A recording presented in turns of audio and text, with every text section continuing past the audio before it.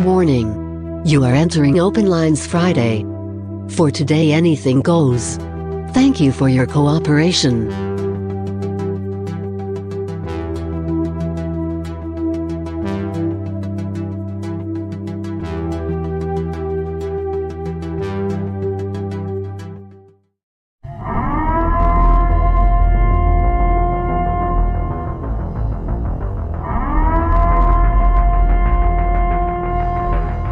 Listos pe los chingazos! Listos pe los chingazos! I'm gonna bring the whole fucking diseased, corrupt temple down on your head. It's gonna be biblical.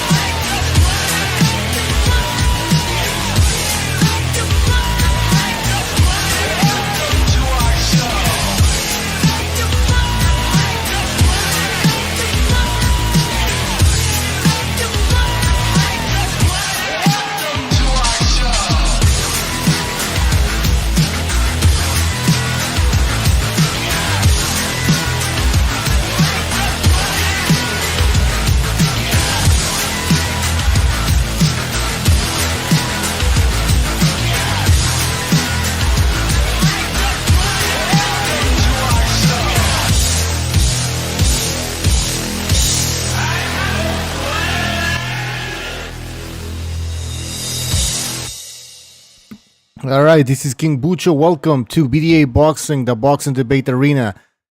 Open Lines Friday. You know how it works. Anybody can join. Everybody should join. The link is in the chat and in the description of this video. Let me just join because I'm not there yet. Damn it. There we go. All right. So if you hit the link, you'll be able to join me on the Discord. All right, let's give a shout out to everybody in the chat. Who do we have in the chat right now? All right, we have Sergeant Z. We have Knockout Net. What about me? Fluffy Toaster 89. Z Mason. Blyat Boy. Virtuoso. Super Sardonic. The Canman. The Cash Cow Pinata. Hit me to get money. That's an interesting piñata.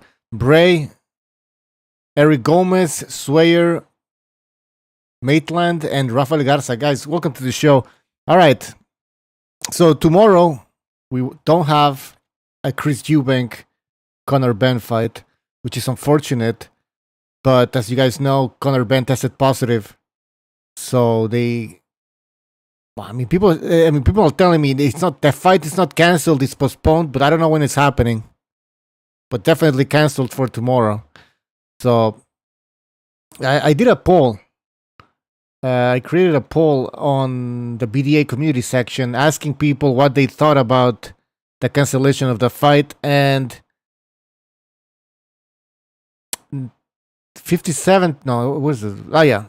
68% of voters, of 1,000 voters, 68% said that they agree that the fight should that they read that they did the right decision by canceling the fight. So, what do you guys think in the chat? Was it the right decision? I think Eubank Jr. said that he didn't mind that Benn tested positive, in the sense that he still wanted to fight Benn. But, yep. The British Boxing whatever commission there, they decided not to go along with the fight. And apparently they already knew that he tested positive with the VADA testing, and they tried to hide it. That's what I understood. Anyways, I don't really fucking give a shit about I give a shit about the fact that the fight's not happening. But all this politics, if you tested positive, then you shouldn't be fighting. But that's how it is. I guess we have double standards. Because sometimes some certain boxers test positive and they still fight. But anyways, we can talk about that. We can also talk about Fundora fighting Ocampo tomorrow. That should be an interesting fight. Fundora is a super welterweight, junior middleweight contender. This guy is a freak of nature. How tall is he? Like 6'2", 6'3"? Is that even possible? 6'3", 154. I mean, this guy is he's a freak of nature. He's in that Thomas Hearns category. In his last fight, he did get dropped. I forgot how many times he got dropped. BDA says he's 6'5". No way. Well, no fucking way. Let me check that shit. Yeah, 6'5.5". I mean, this guy's taller than Usyk. This guy's taller than Derek Chisora. He's a freak of nature. Z Mason in the chat says, I've heard he's 6'6". I mean, he's 5'5". He could be 6'6". Jesus Christ. But anyways, in his last fight, he got dropped. And, you know, people start talking about him being exposed. I mean, he's not an amazing fighter in the sense that he's nothing. I mean, he's tall, so it's not like we see that every day. He's very tall. Technically speaking, I mean, he's nothing crazy out of the ordinary. But to say that he was exposed because he got dropped, I mean, I'm glad he got dropped because now we know that he can get back up. You know, there's always all these people talking about, oh, well, we haven't seen if this guy has a chin. He hasn't been chin tested. Well, he was chin tested last time. So, Fluffy Toaster says, exposed like Lubin is some bum. That's true.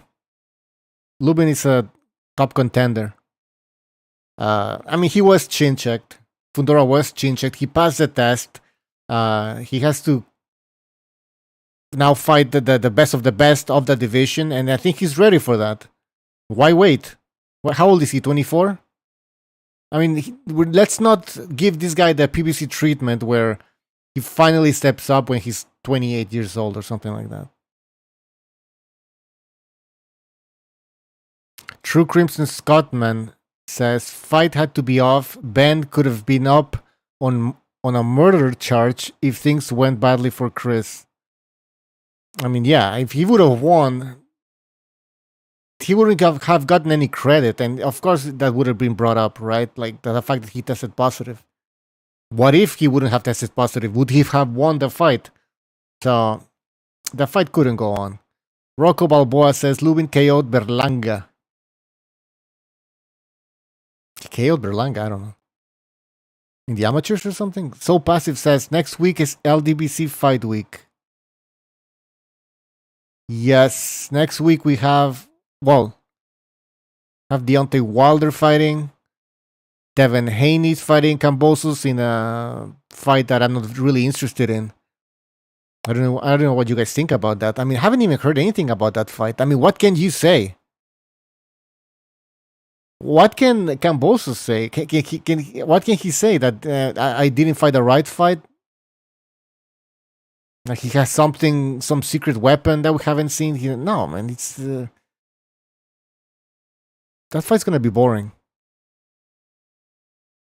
And it's not like Devin Haney is some sort of knockout artist, right? Right, we have Boom Boom Guy. Oh shit, I'm muted. Yo, Boom Boom, can you hear me? Alright. Boom Boom, when you're ready, you can jump in. Also, Mr. BD is posting the link in the chat so you can join the... Can you hear me? Yeah, what's up, man? Nothing much. Boom Boom Guy, LD. Comment on that Conor Haney situation, man. Because I think Jimmy did a fucking second renaissance on steroids. Did he not? Yes. Yeah, I think people got this idiotic idea that steroids turn you into Superman. And that's not the case. There are many forms of PED uses. PED can help you cut weight. It's not going to make you any stronger or anything. It'll just help you cut weight. Because him taking steroids and he's at a certain weight class, he's not doing it to gain muscle and turn into this big brolic guy. You know, I mean, there's a body recomposition where you gain muscle and you lose fat and you relatively stay the same size. But he probably did it to make weight or for stamina. So if the fight goes on, it's not going to be too much of an unfair advantage. You know, I mean, he shouldn't have did it though. It was on if it got called on the banned substance list. And last thing I want to say about that is there are banned substance lists, or there are substances that's on the list today that wasn't on the list a year ago, or 5 years ago, or 10 years ago. So some of your favorite fighters today would be considered a dirty fighter. And most of the effects, if you take it for a long period of time, that's when you get the most out of it. You know, not right away, but it does help with weight cuts and stamina, so you can train longer and harder while you know in your recovery period. A big thing is recovery too, so you're not as tired for the next workout. And that's all I have to say on that. I mean, yeah, he's not Superman. He just probably tried to cut weight, or you know, his recovery got his recovery better.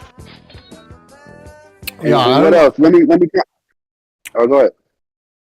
Yeah, I don't know much about that, but yeah, I mean, you're right. They added new drugs to the list.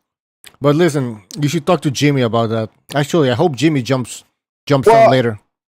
I wanted to get on Jimmy's ass, pause, a while ago when he said Canelo taking clenbuterol wasn't a big deal. Like, he did it on accident. Clenbuterol, come on, man. It has a steroid-like effect.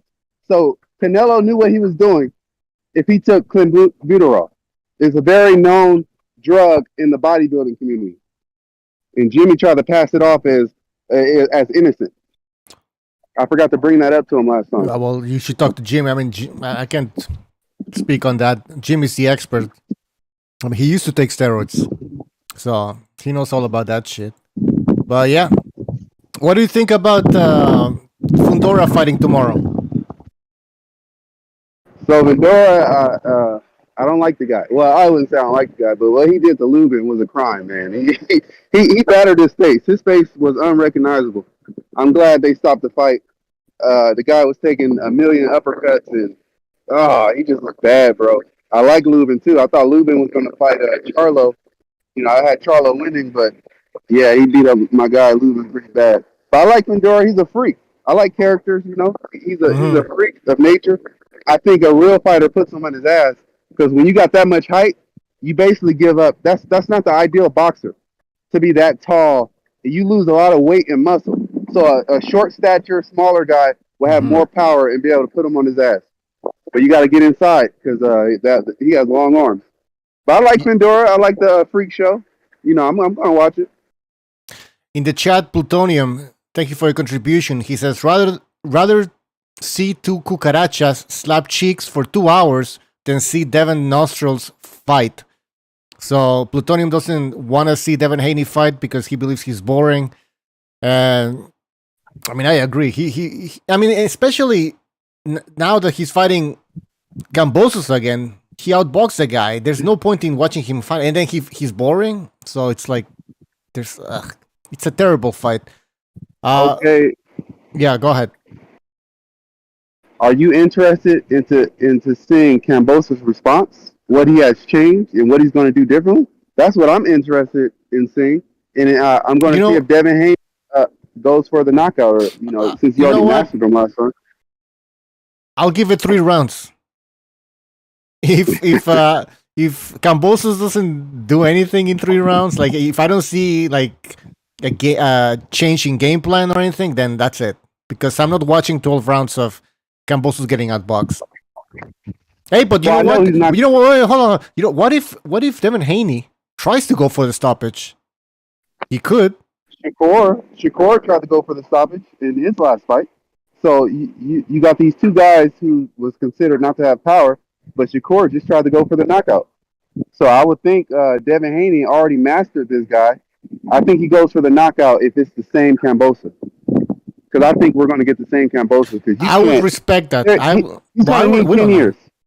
Maybe. How bad he lost, he doesn't need a rematch. He needs 10 years of training to catch up to Devin Haney. Yeah. I mean, he's on another level. He's just slow, and he had that amazing fight against Teofimo Lopez, but it was the circumstances, I believe. Or maybe now that he's coming into the fight as the challenger, it might change things. But I'm not gonna be crossing my fingers on that. I mean, I just think Devin Haney's. He's better. He's faster. I just hope that Devin Haney understands that he needs to put on a show if he wants to become a superstar. I didn't follow Kambosos too much, but I thought Kambosos had the faster hands and better timing. That's what everyone was saying about Kambosos, that his hand speed is quick. Well, maybe it's not. He wasn't. I mean, maybe compared to Teofimo Lopez, but when he stepped in against Haney, it was a different fucking story. You know, but we have Don Chingazos here. You want to jump in? Go ahead. What's up? Yeah, I'm gonna talk about the other fight, Eubank versus fucking Benn. Ben. I think the fight isn't happening because there's already a rehydration clause, and there's already a catch weight. So, and then Ben tested positive. So, if something was to happen, the public is gonna be like, "Well, the poor guy had a rehydration clause on him, so he's gonna be weaker, you know, less liquid in the brain or whatever." So they don't want to take the risk, you know, because he has too many advantages. Conor Benn, as it is already, and then you add the PEDs or steroids, whatever he's doing, and it's just a shit show, you know. If you look at it from an outside perspective, you know. Yeah, there's too many things going on there. You're right. There is a way. There was a rehydration clause, but the thing from the get go, I was always kind of surprised as to why they. Well, not why they made the fight. I understood why they made it, but you have a welterweight and a super middleweight, and then you're asking Eubank Jr. to drop all the way to 157. That's a lot, man. And then you add a rehydration clause, and this fight doesn't make fucking sense, to be honest. Other than the names, you know, the family history and all that shit.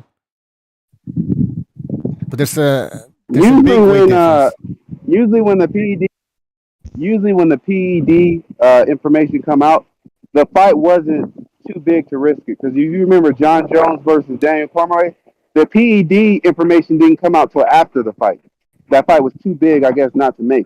This fight, I guess it was enough to call it off. If they do call it off, it's not that big, I guess. It didn't bring in enough revenue. No, it is big. It is big. It's fucking big, apparently. Well, why would they cancel? It's huge in the UK. Go ahead. Well, I know the dads were rivals, and now they bring it down to the sons. But, yeah, I don't know why they would call it off unless they did a scrim test. Because he tested positive. Notice, but a lot of people test positive, and they still fight, and it comes out after the fight. Yeah, they're being smart. They don't want to get in trouble. They don't want to get in trouble.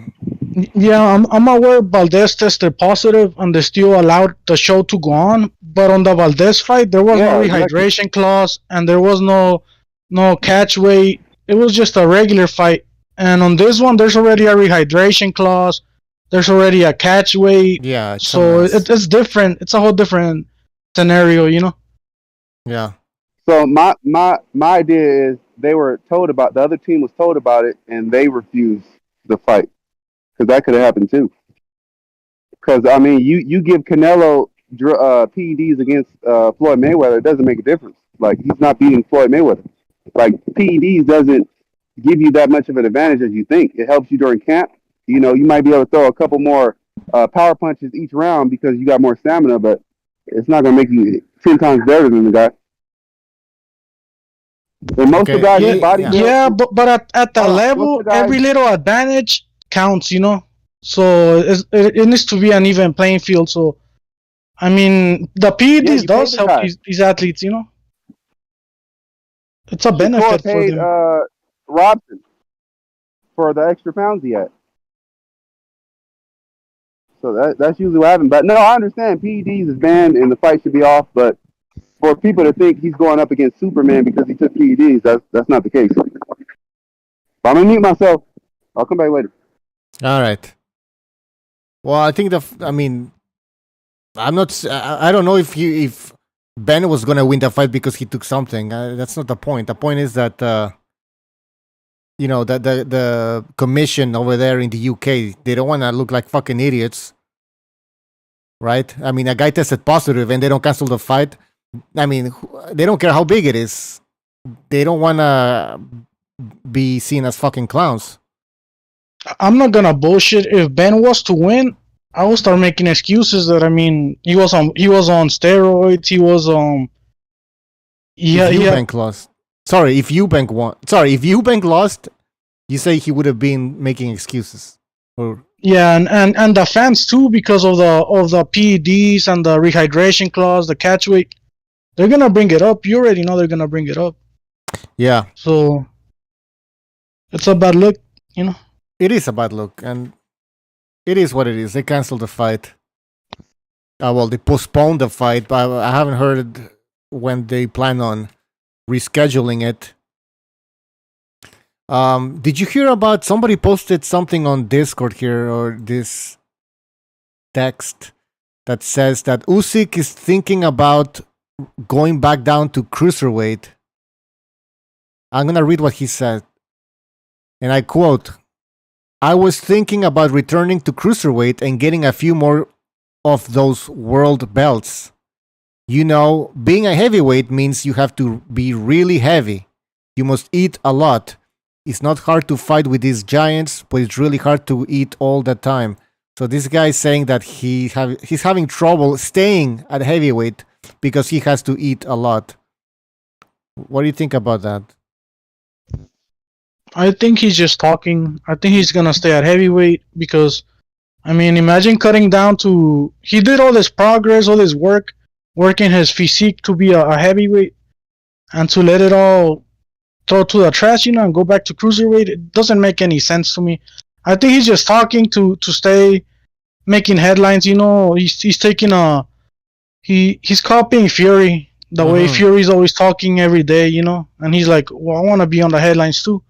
I think it's a bluff. I don't think he's ever going back to cruiserweight. I agree. But I mean, who knows? I mean, I don't know how much he has to eat. He's making it sound like it's hard to eat all that food. But I mean, I really don't know. In the chat, Johnny Blaze says, "Dude, scared of Tyson Fury." Do you think Usyk is scared of Tyson Fury? No, I don't think Usyk is scared of any fighter out there. I think he has integrity. I don't think he seems like an honest guy to me. But I mean, I could be wrong. I think he wants to fight Fury because he knows Fury struggles with dudes that are 6'3". I've seen him get in trouble with dudes that are 6'3" before. Cunningham, McDermott, whatever that guy is, also give him a hard time, you know. Yeah, and I'm trying to think of that Swedish guy, Wallin. Was he? How tall was he? Yeah, he was just. I think he was. I think he was like 6'4", 6'5". He was a little taller. Okay. But he was smaller than Fury though. Well, they are all smaller than Fury. Yeah. Well, Wilder, yeah, a little bit less, but. Well, yeah, no, I get your point, and I think. And on Fury's defense, I don't think Fury is scared of Usyk either. I think Fury is a little crazy up there, and I don't think he has fear when it comes to professional sports. You know. Maybe if you pull out a gun on him, he'll run away, but that's a different scenario. Yeah, definitely. And maybe, like you said, Usyk is playing that Tyson Fury game because Tyson Fury has been talking about him fighting AJ, fighting, I even heard Chisora, somebody else, but he's never really addressing Alexander Usyk. So now Alexander Usyk is playing that game where he's not going to mention Tyson Fury. He's acting as if he has other options. But let's be honest, both of them don't really have any options. I mean, when it comes to the fans, we all want to see them fight. And I think few of us are going to accept Tyson Fury to fight somebody else. That's not Usyk, right? And vice versa. They have to fight each other. They have to unify. Yeah, both guys are starting different rumors. Usyk is talking about fighting Wilder. And I know Fury's already at training camp because I follow him on Instagram, and he posted a picture right there where he's already at training camp. So I'm thinking Fury already has an idea who he's fighting, because I don't expect him to go into training camp No. and not knowing who to train for. You know, that doesn't make any sense to me. So I'm thinking it's gonna be Shar or Chisora on December for Fury. But who knows? Maybe there's a wild card in there, like HR Govic or whatever, however you pronounce his name. Oh, Hergovic, the Croatian. Yeah, it's possible. And he's been talking about fighting on that December date, on that month, for a long time. So I think he's made up his mind. He will fight in December, but like you said, the question is against who, and those are some possible opponents. Yeah, I agree. In the chat, El Culo says Usyk is not a heavyweight. The AJ fight was a money grab. Well, I mean, a money grab, possibly. I mean, he did get some belts out of that fight. Usyk did. So I don't know if it was only a money grab. I don't know. I think Usyk has the physical dimensions to be a heavyweight. He's 6'3", 78-inch reach. I mean, what more do you need? The problem is, on this era, there's a lot of big heavyweights like Fury and Wilder, but it's an era of giants, you know, nowadays. And that's why people think that guys that are 6'3" are not big enough for heavyweight. But I disagree. I think they're big enough. You know, it depends how you use your build. You know, at the end of the day, when it comes to heavyweight, you know, look at Mike Tyson. Look, even Andy Ruiz. Andy Ruiz is what, like 6'1", 6'2", and and he managed to become unified champ by beating AJ, who is 6'6". You know, AJ is not a little guy. You know, at some point, becoming or being too big can be a disadvantage, and I believe Emmanuel Stewart said this. There's sort of a limit in terms of how big a fighter can be, because later it becomes a handicap. You start losing balance, and you're very slow. Shout out to Recognize the Matrix in the chat. He says, "Salute King Bucho. If Usyk goes back down, it will be because Fury is docking him. For what I can tell." That's a good point, Recognize the Matrix, and I hope you're doing well, man. It's true though, because Usyk has been calling out Tyson Fury. Well, he called him out. He wants to unify, and it seems like it's Fury who was complaining, because he's the one not complaining, but he was the one saying that I need $1 billion or something. I don't know, some crazy amount of money. So it seems like it was Fury making excuses, right, or throwing a wrench into like negotiations. Who the fuck asks for? He asked for some crazy amount of money. That was just laughable. So yeah, it was 500 million, I believe. Yeah, 500 million, $500 million. Are you kidding me? And now he wants to fight Char or who? Who the fuck is Hergovic? Like, nah, this guy can't. We can't take this guy serious anymore. But some people claim that Fury is just playing mind games, and he does want to fight Usyk. It's just that, you know, he's trying to pull some leverage. Yeah, Fury is the one that made all the negotiations public for the AJ fight, and he was putting on deadlines and all this crazy shit.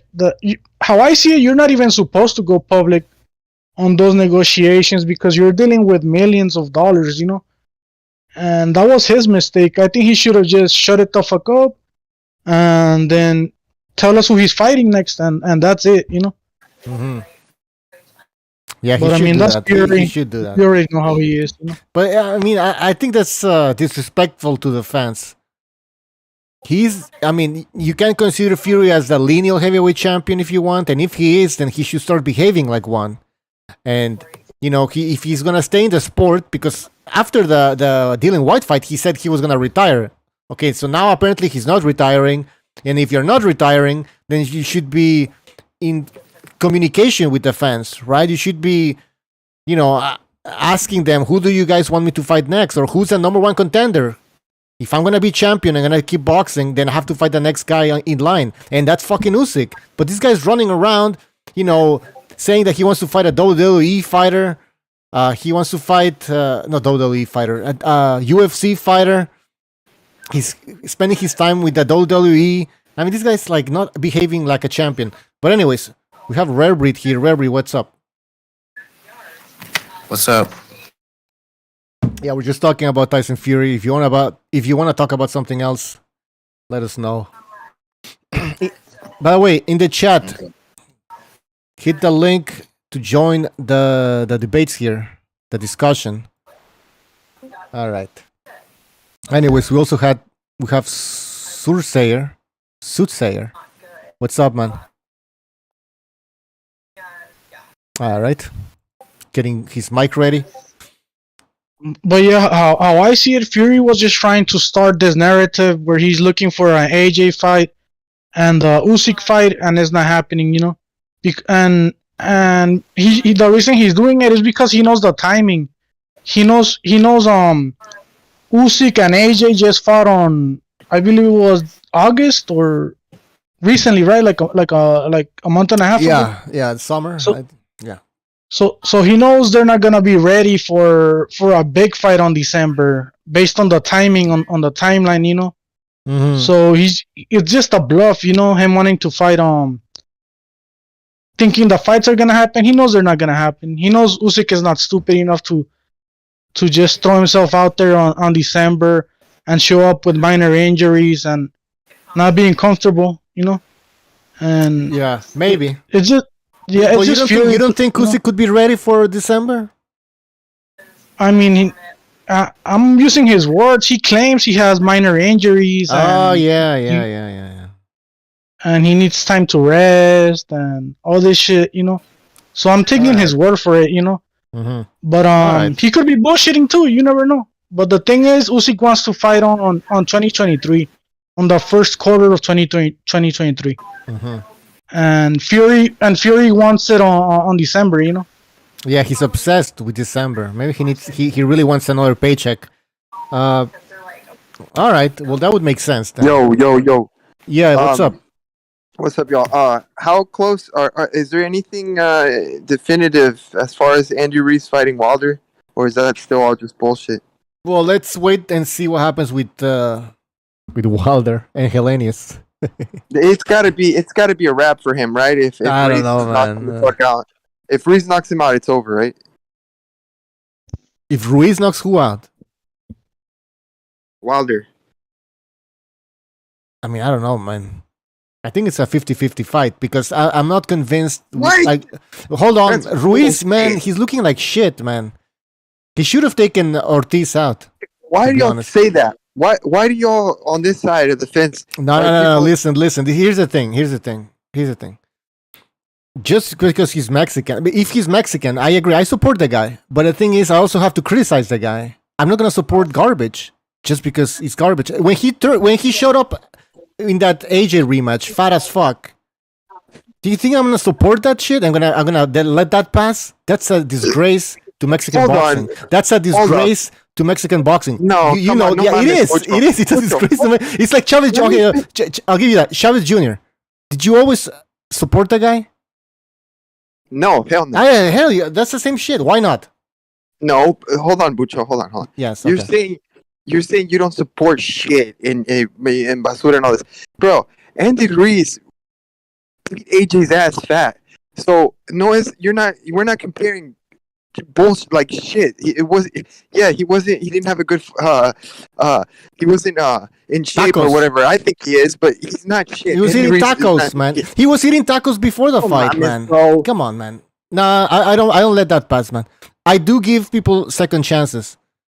I do agree with Busho that Andy Ruiz it's unreliable. You never know how he's gonna come in. But I think Ruiz has enough skill to beat Wilder if I agree. I'm not saying with the right game plan, you know. Yes, With the right game plan, you know. I think he knocks him out if he is really well prepared and everything. If he comes in with that mentality that he doesn't want to give it 100%, then he might get knocked out if he's not careful. But I've always said it, man. I think Wilder. I think Dylan Whyte would have knocked him out. I think Joshua would have. I've always said that you can go back to all the shows that we've done in 2 years in the past, and I've always said the same thing. I've always talked to the same principle that Wilder, yes, Burberry's gonna step in. Joshua, I can see that. Even Andy Ruiz, but Dillian White, no, Yes, he's too Dylan short. White. No, Dylan White knocks him out. I disagree, but hey, go ahead. I think Dillian wait. White is the. Dillian White knocks him out, man. He throws a lower right hand in the fucking lands and he drops the guy. Well, one thing about Wilder, But Wilder is has say a what good you chin, want. though. Yeah, Wilder. I'm gonna That's say what I'm this. say, like Yeah, Wilder basically got here on a right hand and a heart and chin. That's it. He doesn't have a chin, bro. well, the chin. No, he does. I He mean, does have a chin. yeah, no because defense, Fury has just have a dropped chin. him. There's no fucking chin left there. If there was Fury, nah, it's over. Well, I don't any think- man who's 6'7", 300 pounds, if he hits look you at his enough legs. times, you're gonna get knocked out. He's got no legs, bro. That's why he gets dropped. I don't know, man. Yeah, but like- listen. Yeah, go ahead. Not many people would take that many shots to the head that Wilder until he kept going. I don't think. Well, actually, we saw it. What's his name? British dude. Fuck. Johnny Boy. Dillian White. Yeah. Yeah, Dillian White lasted what, 3 rounds? Them can. Dillian White is trash. Like, He got fucking He's not we're the not best, gonna- but neither is Wilder. I'm telling you, man. White has a good chance of dropping Wilder. I think it's a 50-50 well, fight. the thing is, Wilder. You saw how big he was for that third fight, right? Yeah. He's at his best when he's at like walking around 215, 212. He didn't look Which that big. He did not look that big. He was like 234, like 230, 240 on fight night. He's Yeah. usually like at 215. His regular He size. looks stiff. Mucho, you got to admit, didn't he look stiff? Like he usually more fluid. Yeah, than but that. it's not an excuse. He would have still gotten. He's okay. Whatever. Of course, Yes, of listen. course. I've always said that Wilder shouldn't have been weighing in at 230 and above. That was stupid. I Because agree. His legs, but he his legs are out. skinny. His legs are skinny, but his upper body is strong. It's not well balanced. I don't think that's good for you, man. Fury is just a bad matchup for him. There's nothing he can do about that. Like he's too big for him. We're just gonna lie on him and just wear him out and then knock him out. Like there's nothing he can do. Yes, there is. Pretty much But- everyone is a bad matchup for Wilder, you know? But what do you mean? There's nothing Wilder could have done. It's not. What are you talking? He never tried anything. It was his fault. He never tried to throw a jab, learn anything, any balance. He just sucks, man. It's not like You're yes. asking asking him to have skills he doesn't have. Then why be a boxer? Yeah, but he's a limited, we know he's a limited fighter. From the Then Fight go one then to- let him be a fucking cab driver. Then can he drive? no, exactly. No, listen. Hey, From- he did. he He's had- doing pretty good for a cab All driver. right. In three fights with Tyson Fury, he never changed anything. Anything. I wouldn't say that. But What did he do differently? Then why didn't Red he Reed go looked into pretty it? good Hey, to me the hold on. first 2 or 3 Red Reed. rounds. Why didn't you go into it the first fight saying, yeah, he's got no chance because Wilder, don't have those skills? Why didn't First you do of that the all, first fight? who is it, Soothsayer? You don't know what I said when the first fight came around. So he just making You're shit. just Bro, I have assuming what I receipts on said. you. I have receipts on you for like fucking 3 years. He's been Do checking you? up on you, man. Please pull up these receipts, Mr. Soothsayer. Yeah, Mr. Soothsayer.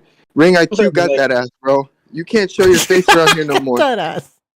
I'm still here. Ring IQ is. What the fuck is that? You got you. in your Like you made feelings, you look bro. stupid, fool. Shut the fuck up. Nah, you shut the I fuck seen up, that bitch. shit. Bro, that was 2 I seen hours. that shit, How homie. could you sit there and have Look, respect? I You don't know literally- shit about bro, boxing 2 either. fucking hours, bro. You let that fucking coon talk down to you like that. What? Hey, look, I was outnumbered on that. Everything is your feelings, bro. Everything is your feelings. Ring IQ already made that. Already exposed you, fool. That's cool. Like, at least I had the balls to go on there. Yeah, I was That the only ain't person balls, that had. bro. Give him some credit. You just- He had the balls to go there. Bucho, is that balls? It's like, or is that, let's give. having This no is what respect? Wilder fans. Let's give Wilder some credit Over for Wilder. getting knocked out and Bucho lasting over so long. Wilder. Huh? Can you imagine getting exposed like that over Wilder and some lame ass fighters like Oh my Benavidez? god, that's why Bro, you need to get away from Wilder, man. This guy. Look, he- look. he- All I said was, and he can try to keep making excuses, but he knows I'm right. Most of the fans want to see Benavidez and Canelo. The only people who don't want to see Benavidez and Canelo are people who want to protect Canelo. That's it. All right. That's Who wants to protect Canelo? His Protect- fanboy. protect him from what? Okay, so why didn't he protect him from Bivol? Bivol, well, with Bivol, there was a built-in excuse if he lost that fight. If he lost that fight, he could say, "Oh, he was just too big. I was going for greatness." But if he loses to Benavidez, he's no longer a top Mexican fighter. He lost somebody in his own weight class. And he loses all his to belts. Benavidez. Get the come on. And he will lose all his belts at 168. So there's always an excuse triple. for something. You can always make an Always. excuse.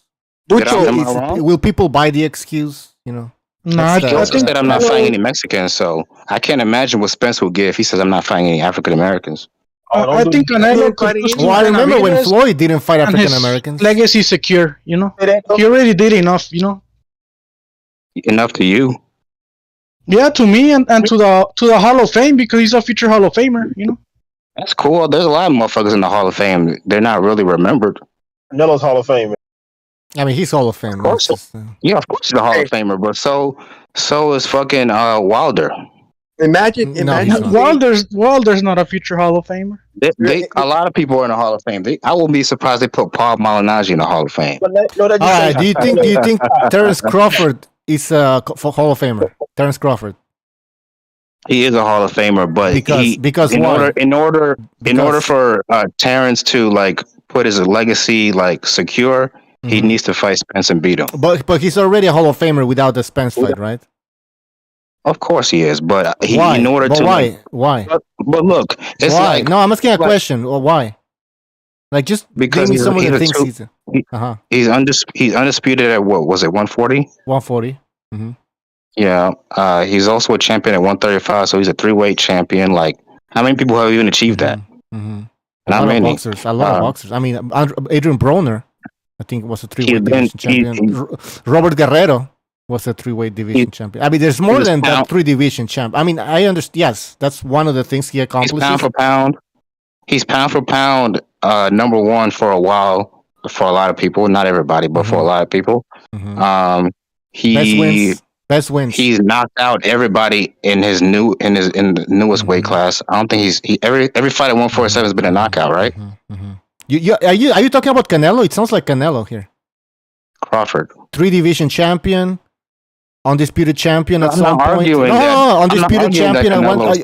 It sounds like you're talking about Canelo. You're talking about the same thing here, like similar. Yeah, I'm not arguing. Right? I'm not arguing that Canelo. Look, Canelo's a great fighter, but he's also overrated. You can be both.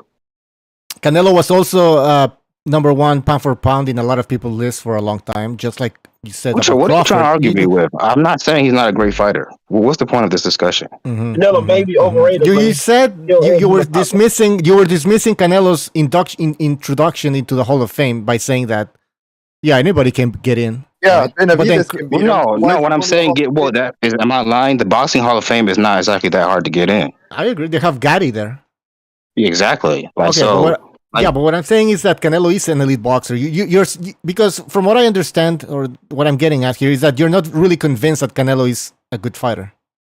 So I don't think he's a great fighter. I think he's a good fighter. I don't think he's a great fighter. What do you mean by great fighter? Like, is Wilder Sugar Ray Robinson? What's the obsession with Wilder? No, Wilder's not a great fighter. Who mentioned Wilder? Anyways, what's a great fighter for you? A great fighter. Manny Pacquiao, Floyd Mayweather. Let's see. I would even say Oscar De La Hoya. I think Oscar's greater than Canelo. Can I say something? Can I say something real quick, Wicho? Listen, who's that Cuban mayate that was calling out Benavidez for a while? Morel? Yeah, Morel. Listen. I heard Rare Breed die on a fucking hill for him, bro, saying how great he was. How are you? You can't gauge anything. You can't gauge shit with Rare Breed. It's all based on feeling. You're the same person that thought Oscar Valdez would be Shakur Stevenson, so. Bro, I would never go against my people on that fight. I don't care then. Shut the fuck up. Even if it was Cruz versus Shakur Stevenson, bro, I'd die on that. Change your name to Dick Sucker. Yeah, bro, Dick Sucker, bro. Stop fucking complaining about people. Dick Sucker. Fuck out of here. Fuck you. Fuck you. Stop crying, bro. Who is that? Is that Logical Man using a fake Logical profile? Man with a new name? The Undisputed? I started my own boxing. You just know fucking Shakur Stevenson's a little bitch that only hangs for the fucking nuts like a little bitch, you know? You live in, bro. You don't want to greasy ass fucking weight bully. Weirdo. You a pussy, sir. I'm calling you out. Bitch, Logical Man. Hey, let me tell you something, bro. I found out some shit on you, bro. Wait till I go live on my channel. Hey, y'all, subscribe to Soothsayer. I'm gonna go live, all right? All right, you have a channel. What's your channel? Hey, bring the brothers on, bro. Hey, Soothsayer, post your channel on BLM community up in this bitch, motherfucker. My channel, one real unbiased talk, go there, bro. I'm not like this fucking. Man, fuck your channel. Nobody cares about it. Fuck out of here with your fake ass profile, bro. Hey, logical man, I know some shit about you, bro. Wait, just wait. Where do I post it? Anyways, post your channel on Discord. Okay. Post it many times throughout the weekend. Pussy didn't want to meet me. Oh, what's good, Bujo? What's up, Jay? But look, see, this is the difference. I want my favorite fighters to fight the best. Like, I want Shakur to fight Devin Haney. I want him to fight Lomachenko. I want him to fight dangerous fights. They're never gonna But fight. these You're Canelo wasting your fans- time, fool. These Canelo fans are like, no, he shouldn't fight Benavidez. Like, he hasn't done nothing. He hasn't I don't know. proven nothing. Listen, Rare Breed. I never heard nobody say Exactly. Canelo shouldn't fight Benavidez. I think it's your fucking circle of jerking each other off saying that shit. You know? Everybody wants to see that fight. Come on, Benavidez kills him. You're just lying. Rare Breed, you're lying. Who? According to low IQ, nobody wants to see that fight. I don't know. I didn't hear that from I mean, Ring that's IQ. him, but I mean, I didn't hear that from Ring IQ, but He said, I'm the only person in the world that wants to see that fight, apparently. I don't know. I think a lot of people want to see that fight, and you know this. Hey, And now you're Benavidez. clinging on to what Ring IQ supposedly said to prove a point. Come on. Well, either way, if Canelo were to beat a young, hungry champion like David Benavidez, he'll get a lot of credit for that shit. That you wouldn't give a fuck. Oh, you wouldn't give a fuck. Shut the You fuck haven't given up, him man. credit for You would anything. not give him credit if he beat Well, Benavidez. You what's would his say best win? Benavidez is young. Benavidez is 25. You'll come up with something, you know. Let me already ask know you, how you guys roll. what's Canelo's like most impressive win? And don't say Triple G because a lot of people thought he won that fight. So give me Canelo's best impressive win. I mean, you know I'm gonna say Triple G, right? And that's why you fucking.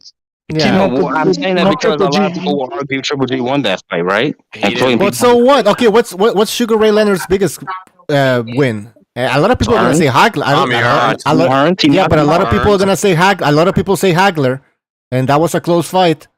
But that's But, hey, you can but just because it was a close fight. prime. But just because it was a close fight, you can still say that that's his biggest win because it was Guess a what, win. Bucho? Here's the difference. Yeah. Sugar Ray Leonard fought those two guys in their prime. True. Canelo fought a Yeah, prime but- Triple but- G too. Hold on. Triple G was Triple 30. G was How old was Triple G the second fight? 36. 36. That's He not. was on his yeah, but prime. he- That was oh his my prime God. right there. He was 36 That the was his first prime. time. No, he was That 35. was his the first prime. time. That was his 35. Triple prime G right was there. not his prime. Triple Okay, G. so he Triple wasn't G in his almost prime. lost to All right. Jacobs. All right. Well, he wasn't showing any deficiencies on the second fight. Triple G. Who was the He champion? was well rounded. You know? What, hey, Rare Breed, was he a champion?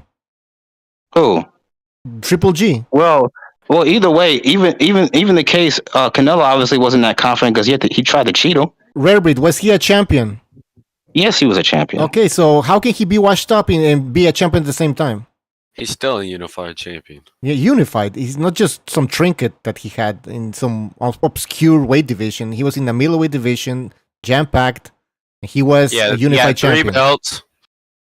So is 37-year-old Triple G the same as Okay, Rare Breed. Listen, I agree, Rare Breed, that he was 36, but do you agree that not all fighters aged at the same time, at the same level, at the same speed, whatever? Same age. Absolutely, but we also both know pressure fighters age quicker, and that's It's not a Triple G. pressure- I But would not say all he's a fighters pressure age. fighter. Okay, so because he was a pressure fighter. Now, come on, you put him in that category. I'm saying that not all boxers age at the same rate. There's exceptions. There's Floyd. Remember Hopkins. I'm not gonna mention those guys Foreman are- because Foreman is a heavyweight, but other boxers, yeah. But anyways, you're trying to Also, like, If you discredit try to that say win. Manny Pacquiao was old when he fought Floyd at 36. Well, I think both were old. Who's even talking I about think Pacquiao both were to begin old. with, you I know? never. He's trying to give me an examples of fighters don't age the same. So Mhm. I mean, if Pacquiao was older at that age, I then Triple G. mean, it took Pacquiao to 42 to lose his final fight. So Well, that's because he fought certain people. He fought like Jeff Horns of the world. If he would have fought Crawford around that time, he would have got knocked out. Well, we don't know. No. Look, Well, you talk thankfully about for- Crawford like he already beat Spence, you know? Crawford versus Spence is the equivalent of Canelo versus Triple G, except Canelo versus Triple G actually happened, you know?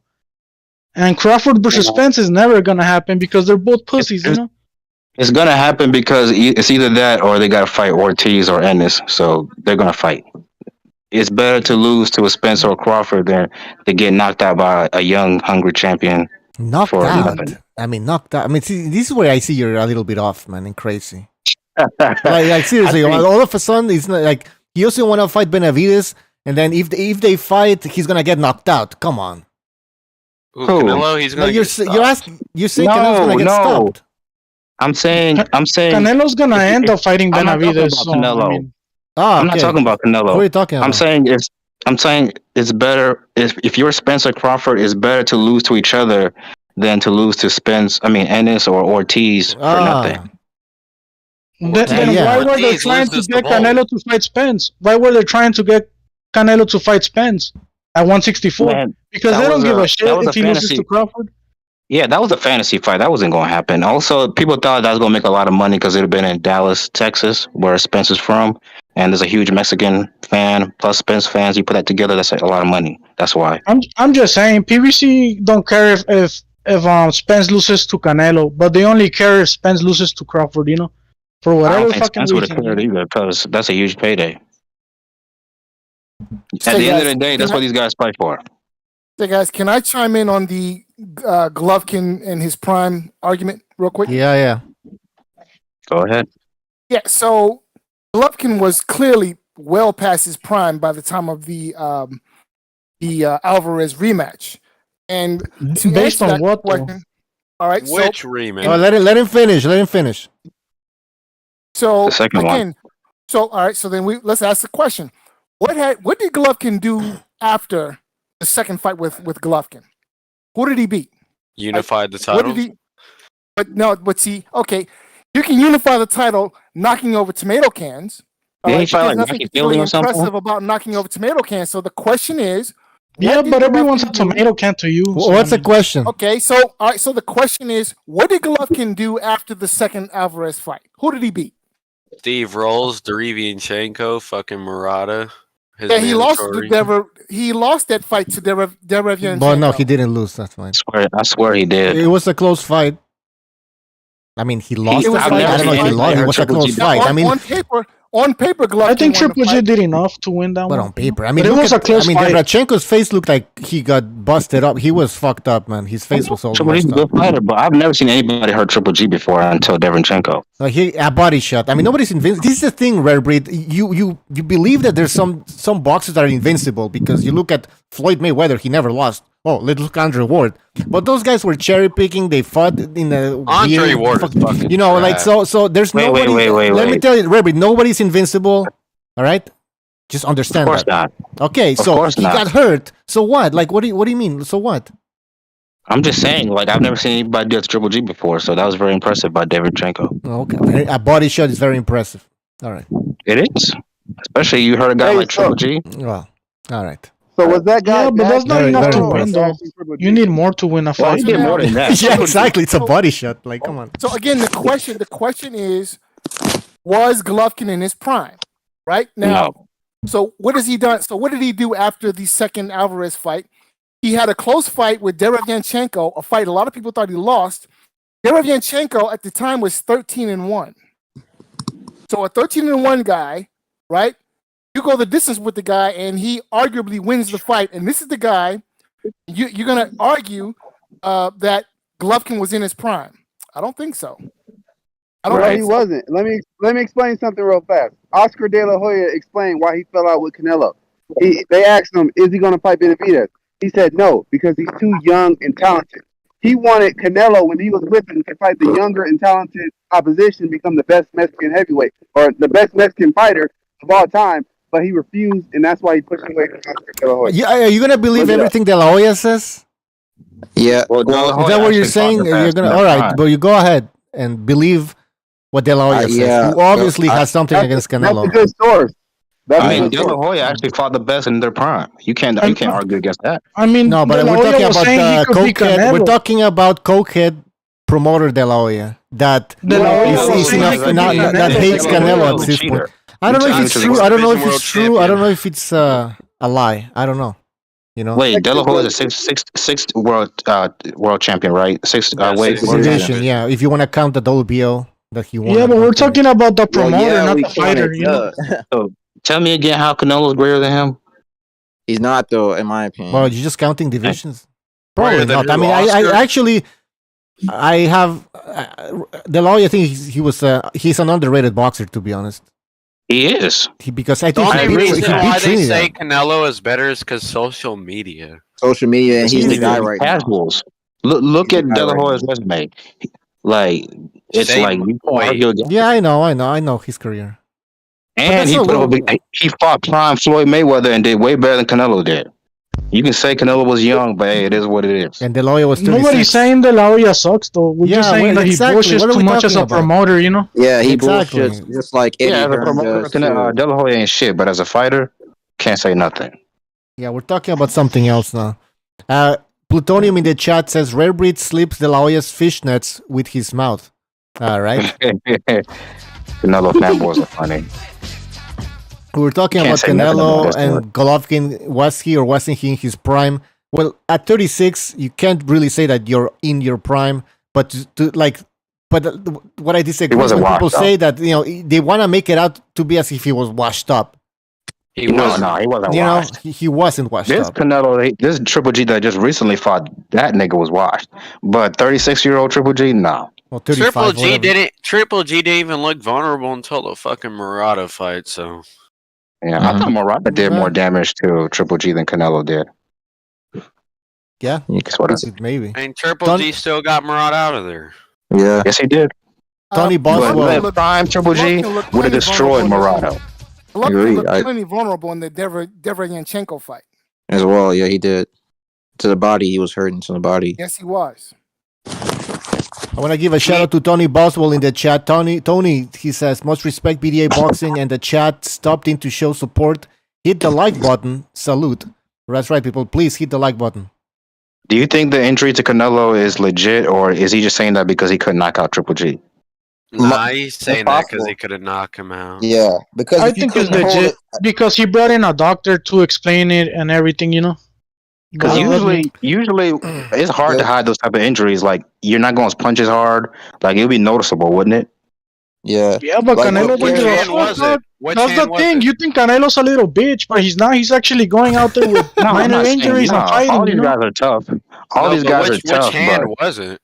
The I left believe it's wrist. the left wrist. That motherfucker was throwing jabs and left hooks. I mean, maybe they would have more power, more effective if he was 100%. You know. I think he exaggerated a little bit. He said he couldn't even hold a glass. I'm like, that's a bit But extreme. why would you even No, question Canelo when he had just 6 fights in a year and a half? You know, like I'm how the saying, fuck- like, if I don't think the wrist was the problem. Look, he just got tired.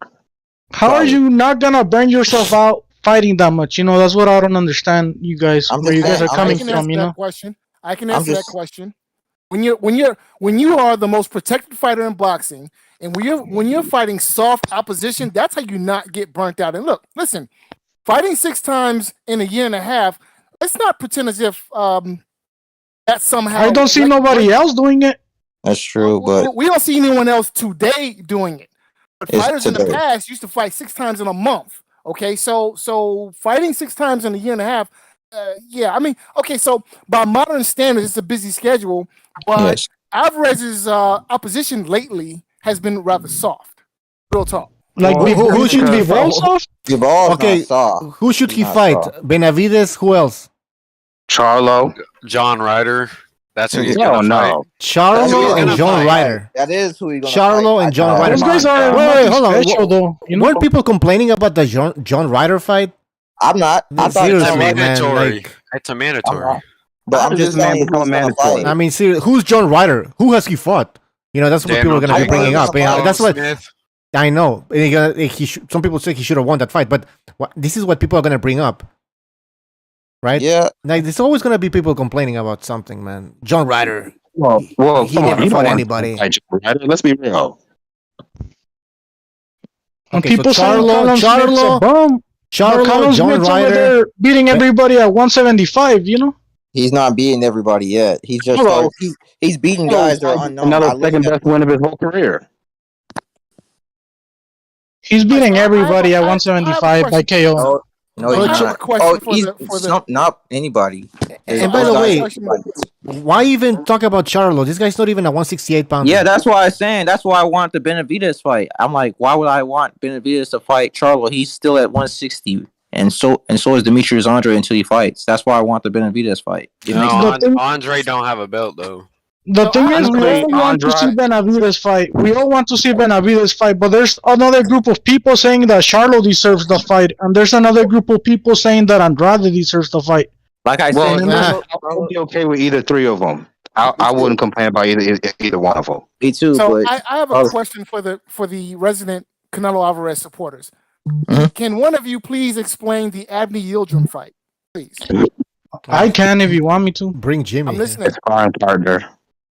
Look, Yildirim was originally meant to be Benavidez mandatory, but then Benavidez didn't make weight and he got stripped.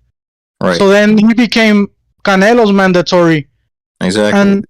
And the thing is, the WBC told Canelo, hey, we're gonna let you fight for the vacant WBC belt along with the WBA against Callum Smith, but you have to fight Yildirim right away after the fight. And that's what he did. He fought Callum Smith in December, and then he fought Yildirim in February, and then he fought Billy Joe on May. Yildirim was coming off a loss though.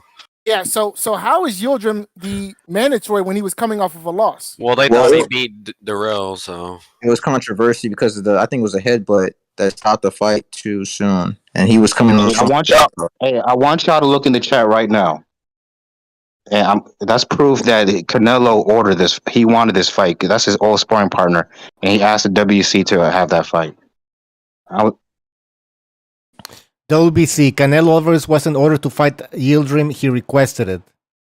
April 18th, 2020. Exactly. Yildirim was no mandatory. But can I say something about the this? WBC, yeah. Go ahead. No, I just want to say I don't care about I don't know what happened in the who ordered this fight, who wanted it. But the fact is that same year, I think Canelo fought 4 times, right?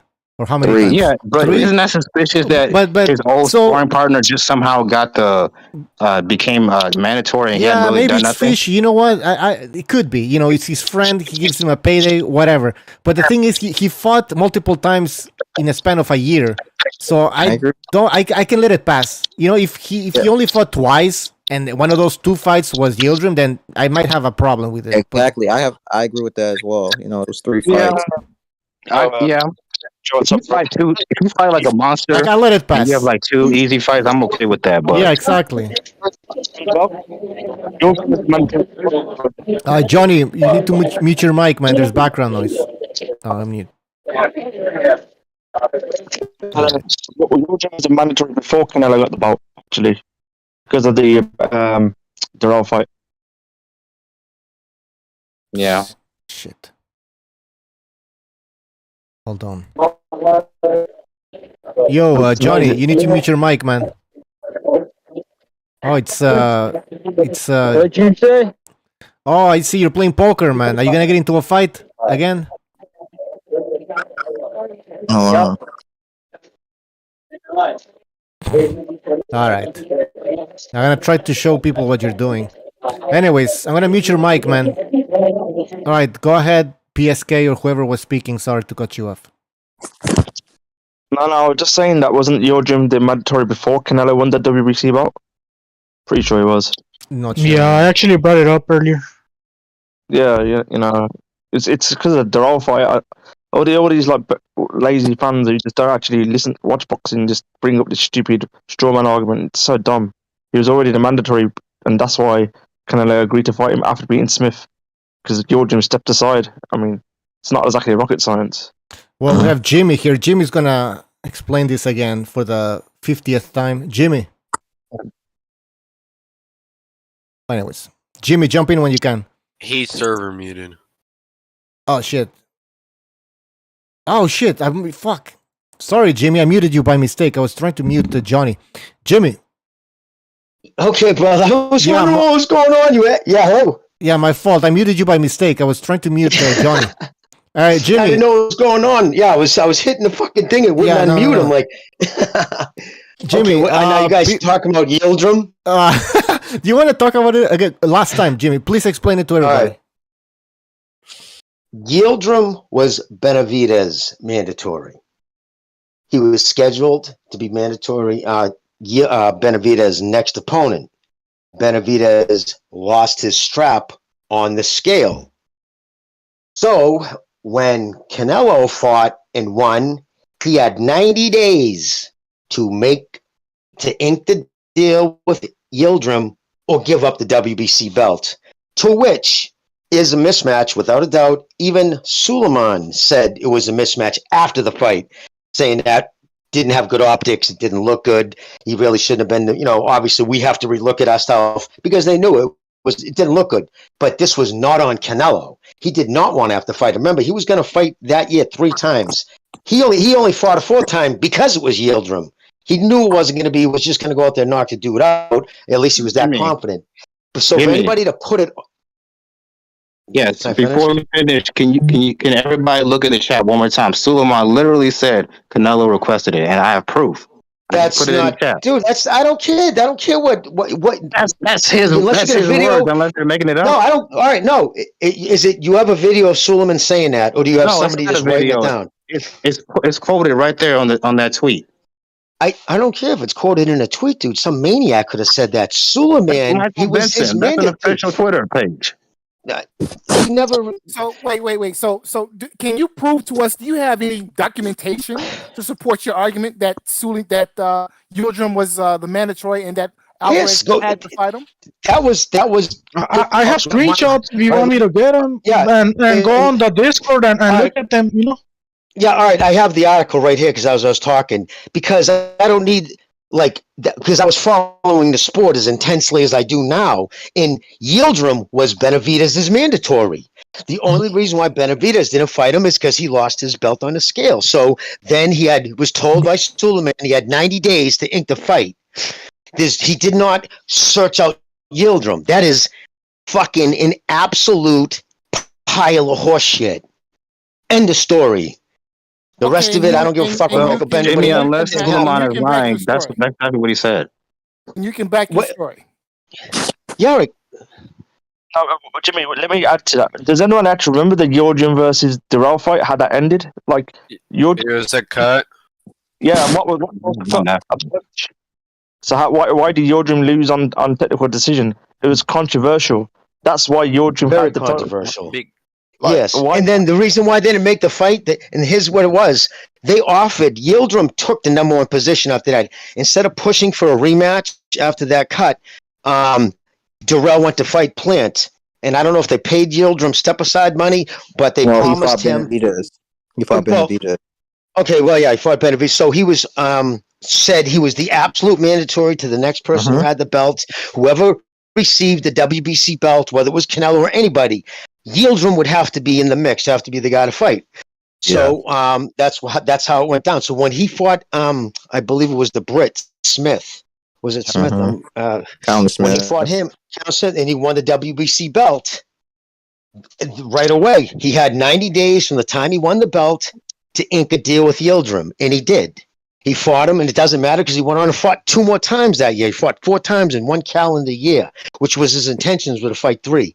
Yildirim was a mandatory. I wish Steve Kim was around right now. I'd fucking text him, have him call the show, and like somebody say he was fucking lying too, because that's how it went down.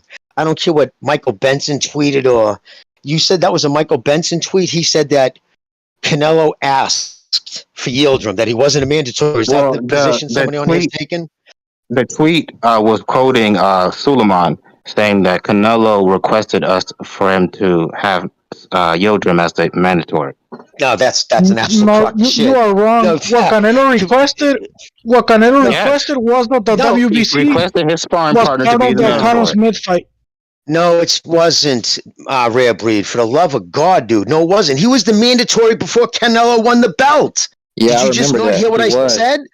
But how did this bum? And I'm sorry, I don't like talking about this bum, but Yildirim is not good. Didn't I just? All right, can I just say it again? I thought I was explaining that in the story when Suleiman himself said after the fight, his first quote was, "Yeah, we need to relook at our mandatories. On paper, this might have seemed good, but this was not a good idea. He knew the optics were bad. But again, that's not Canelo's fault. All right? He was mandatory to fight. He was the mandatory before Canelo won the belt. So I don't know how he could have. I mean, think about it. He was fighting Durrell, got a headbutt. It was a controversy stop. And so he was promised to be the mandatory whoever won the belt. That was before Canelo won it. So right there, that blows up that thing that Canelo asked for because Canelo wasn't the champion. You know what's funny? It's just how it went down, dude. Bro, you know what's funny? Benavidez is currently the mandatory for Canelo's belts right now, is he not? Yeah. But is he mandated? Has he mandated? He's not mandated And I'm yet. sure if they mandated, if they mandated, that's a different story. You can Watch be the Canelo number drop one. the belt if that happens. Well, I'm not going to go off speculation. I just don't know why he would do that. Guys. So, G. Jimmy, somebody sent us a Tenshin Ta in the chat. Sent us a video from Suleiman. Gonna be playing it. Let's see if you can. Decision to the headbutt in 10 rounds. Controversial split decision. The WBC ordered a rematch. Benavidez knocked out Durrell and became the champion with Avni as a mandatory. Then the pandemic came. Benavidez loses the title in the scale, and Avni was the mandatory to fight for the vacant title. He stepped aside for Canelo to fight Smith with the condition that the winner fought Yildirim. So does that explain it? Well, there you have it. There you go. All right. So can we put that to bed now? Canelo did not ask for Yildirim. I mean, it's so weird because I just went on Twitter and that was what two people were arguing about. It was the first tweet I saw. Some dude was saying, well, why would he have fought Yildirim? Somebody in the chat, Campos Vasquez in the chat saying that it's a fake quote from Boxing 24. Yeah, that's what I figured. They hate Canelo. They do hate Canelo. Only requested the WBC Bacon title. He never requested Yildirim. And when he requested the WBC Bacon title, Suleiman was like, well, you have to fight Yildirim, you know? And Canelo's like, I'll fight him. And then he fought him like 2 months after he becomes Smith. True. That's the only reason the WBC Bacon title was included on the Colin Smith fight. Because Canelo agreed to fight Yildirim after, because Yildirim was overdue to get I don't know, man. It seems like everybody has an agenda. No, who knows who to believe, guys? Well, I just played the video, man. The audio. Yeah, I heard the video, but Suleiman, this is the same guy that overlooked Canelo's cheating, so I don't know. I trust him either. All right. Come on. What does that mean? You don't trust him? He owns the WBC. He gave Canelo a slap on the wrist for cheating. No, that's not true either, but whatever. Well, he's the same guy that made Devin Haney a champion. Right? Yeah, Reverie. Okay, because Devin Haney earned that. Like, what do you want me to say? I know he didn't. That's real talk. The Canelo Alvarez has the WBC in his back pocket. Look, the WBC essentially changed their rules on drug testing to accommodate drug cheat Canelo Alvarez. Okay? Yeah. Now that's real talk. So listen. One or two things are going to happen. One or two things are going to happen with regards to David Benavidez. One second. Either David Benavidez will never be made mandatory. You're quoting Suleiman for your own arguments. Then when you get debunked, you bring up some other fucking story. Stick. You either take Suleiman's quotes or don't. Don't. It's pretty obvious. You're all over the place with stories from all kinds of stuff, and we're talking about Canelo, you know. Listen, did I like the Yildirim fight? Nobody liked the Yildirim fight. Let's just agree. We all agree with it. But it was a mandatory. That's it. But people are acting like. But I don't know what the point is. In the second round. Yeah, but Rebri, dude, don't you see the irony in that? Literally a minute ago, you were using Suleiman as your argument why, you know what I mean? Oh, no, Suleiman said it, so it's got to be goddamn law. And then all of a sudden we play a videotape with him saying it. Well, I don't trust him. Come on, dude, your hatred for this dude is so fucking obvious. It makes you say silly things, dude. Canelo, I'm not a big fan of Canelo, but his haters say crazy things. In the chat, I am your Canelo leader. Put that on himself. You guys say crazy things also. I just want to say that's not quickly. even true. Hold on. It's cool. I don't cry about you motherfuckers. I tell you that much, you know. All right. Super chat from I am your leader. He says Rare Breed and Fight Doctor have an agenda. Do you guys have an agenda? Who's Fight Doctor? Fight Doctor's in the house. So yeah, right there. Oh. I don't have an agenda, but it's no secret I don't like Canelo, especially as fanboys. All right. Yeah, but that's your personal problem, though. You know. All right. No, it's not personal. Guys, let's It is move what on. it Let's is. move on. Let's move on. Something else. What do you guys want to talk about? Well, we got new people here, so maybe we can talk about Usyk again. Apparently, somebody posted a quote from Usyk basically saying that he's thinking about going back down to cruiserweight because he's struggling to stay at heavyweight. He needs to eat a lot constantly. What do you guys think about that? Damn, I've never heard something like that before from someone ever. I think it would be easier to put on weight than to just lose it. Or Yeah, but not lose really, it, but- because he's staying, but he's not just putting on weight. It's not like he's eating fucking Philly cheesesteaks and just getting a bubble gut. The dude, you know what I mean? Like the dude's putting on mass, and then he's going to maintain it. And when you're in your fucking 30s, married with kids, who doesn't want to live that lifestyle? You know what I mean? Whereas in cruiserweight, he could just diet, and it'll be also, and he doesn't have to fight the way he's fighting now. Now he's fighting completely cautious. He has to make sure he stays real busy for the first 5-6 rounds till the dude loses his power, because he's always going to be this smaller guy. You know what's so crazy? Like, for my whole life, he would have been a normal fucking heavyweight. Like, Muhammad Ali was a huge heavyweight back in the day, and he was what, 6'1"? 6'3". But he wasn't overly muscular. You know what I mean? No. He was just he didn't He fuck was with only weights like 'cause he was- 220 pounds. Yeah, he didn't fuck with weights because he didn't like the weight. It made him too he knew it just made him too fucking stiff. When he just Ali did won the title calisthenics from and shit. when Ali won the title from what's his name? Liston? Liston, he weighed about 207 pounds. Yeah. Jeez. You know, well, this just proves my theory Well, that there wasn't Go ahead. cruiserweight back then. It was from like There wasn't. Yeah. If you were above 175, you were a heavyweight. Exactly. That proves my theory. Rocky Fury, Marciano was only 190. Fury wanted Joshua to win versus Usyk because that's the big money fight. So Reverie, I agree. So Reverie, so to go back to Breacher's original question, the reason why I think Usyk's moving down, if that's true, is because Fury's ducking him. That's just the reality of it. He has no other fight at heavyweight division. Like, there's nobody for him to fight bar Fury, because he said he has 3 fights left. So what does he have left to prove? I mean, he's unified. It's such a size advantage. I don't see why he'd be scared of Usyk, but who knows? Well, it's not scared. It's high risk, low reward. That's what it is. And no boxer is scared of anybody. I don't give a fuck if it's Yildirim. Nobody's afraid. It's when they say scary, it's the fear of losing or the fear of looking stupid when you lose. That's the real fear. Fury's hardest fight was Steve Cunningham for years. What? And look how small Steve Cunningham is. You know what I mean? So That's struggles true. against really short run. Hey, but you said low reward. What's more rewarding than being undisputed? It's winning $10 million. Yeah, an extra 50 million in the bank fighting Joshua as opposed to fighting Usyk. He'll probably clear $50 million more fighting Joshua. But at this point in his career, Fury's considered like a headliner, so he could demand a lot of money for anybody he fights. He'll get 25 million to fight Usyk. He'll get 75 million fighting Joshua. Doesn't matter. Yeah, that's a lot of money. The whole of the UK was stopped just for that fight. Doesn't matter where it's held in the world. He wants that. He doesn't care. He doesn't care if Joshua gets knocked out by Usyk. He would still want to fight him. This dude Joshua lost. There's two. And he gave Joshua 60-40 to fight. Think about that. Joshua lost out on. I mean, he's not hurting for money, but he lost out on a lot of money. He could have fought Wilder for a lot of money. He could have fought Fury for a lot of money. That's a lot of money he lost out on. I bet Joshua's cleared more money than all the rest of the top 10 heavyweights combined at this time. Yeah. So he don't care. But doesn't most of his money comes from sponsorships though? Yeah. He has Range Rover, fucking that one commercial I've fucking seen him on Instagram. Well, he's the only heavyweight that's marketable, so that makes sense. Yeah, Fury's done coke. Everybody knows that. So how you gonna really market it? But he's got the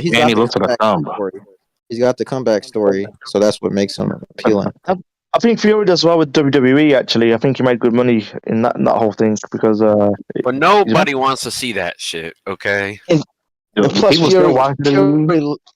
Fury lives in England too, man. They're so caught up in that fucking woke cancel culture bullshit. And he said homophobic and anti-Semitic things, so they're never gonna forgive him over there. They'll never give him the love that they give Joshua. Yeah, until that culture changes. Very true. Very true. I must say. Hey, Jimmy. Yeah. Did you read about what Conor banned, the substance that he used? Yes. What is it? Infertility. It's helps with infertility in women. Yeah, it's an infertility drug. Well, basically what it is. But it covers up cycles.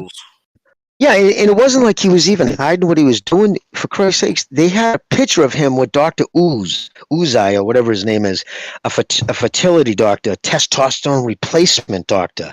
When they say replacement, what do you think they're replacing testosterone with? More testosterone.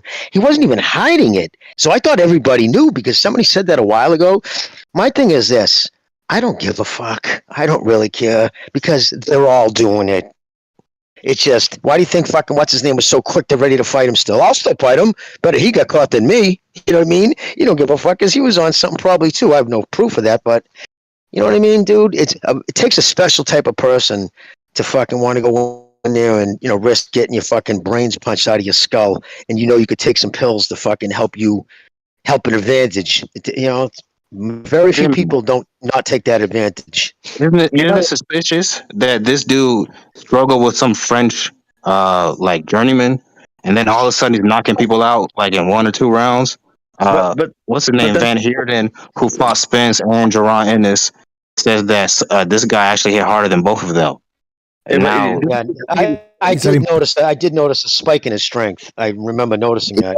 Like all of a sudden, he seemed to start hitting people harder. And then Chris Algieri, I believe, said he hit like very hard too. The thing is, dudes, the problem with him, he doesn't realize the psychological. It's not even the strength depletion he's going to deal with. He's going to deal with the fucking emotional fucking debilitation of coming off steroids. It's ugly. He's gonna lose his confidence, all that shit. I've heard about that Conor Benn. Like he's kind of like he's very, very emotional. He goes from high. There's been videos about that, high to low, high to low. I've been hearing about that. If he's a cheat, fuck him. Yeah. But what do you know? It was rumor has it was Chris Eubank Senior who actually leaked it to the press that he failed a drugs test because he didn't want his son to fight Conor Benn because of the. Same thing happened with Dillian Whyte. They didn't know he failed until fucking someone leaked it. Yeah, because they found out 3 weeks ago that he failed.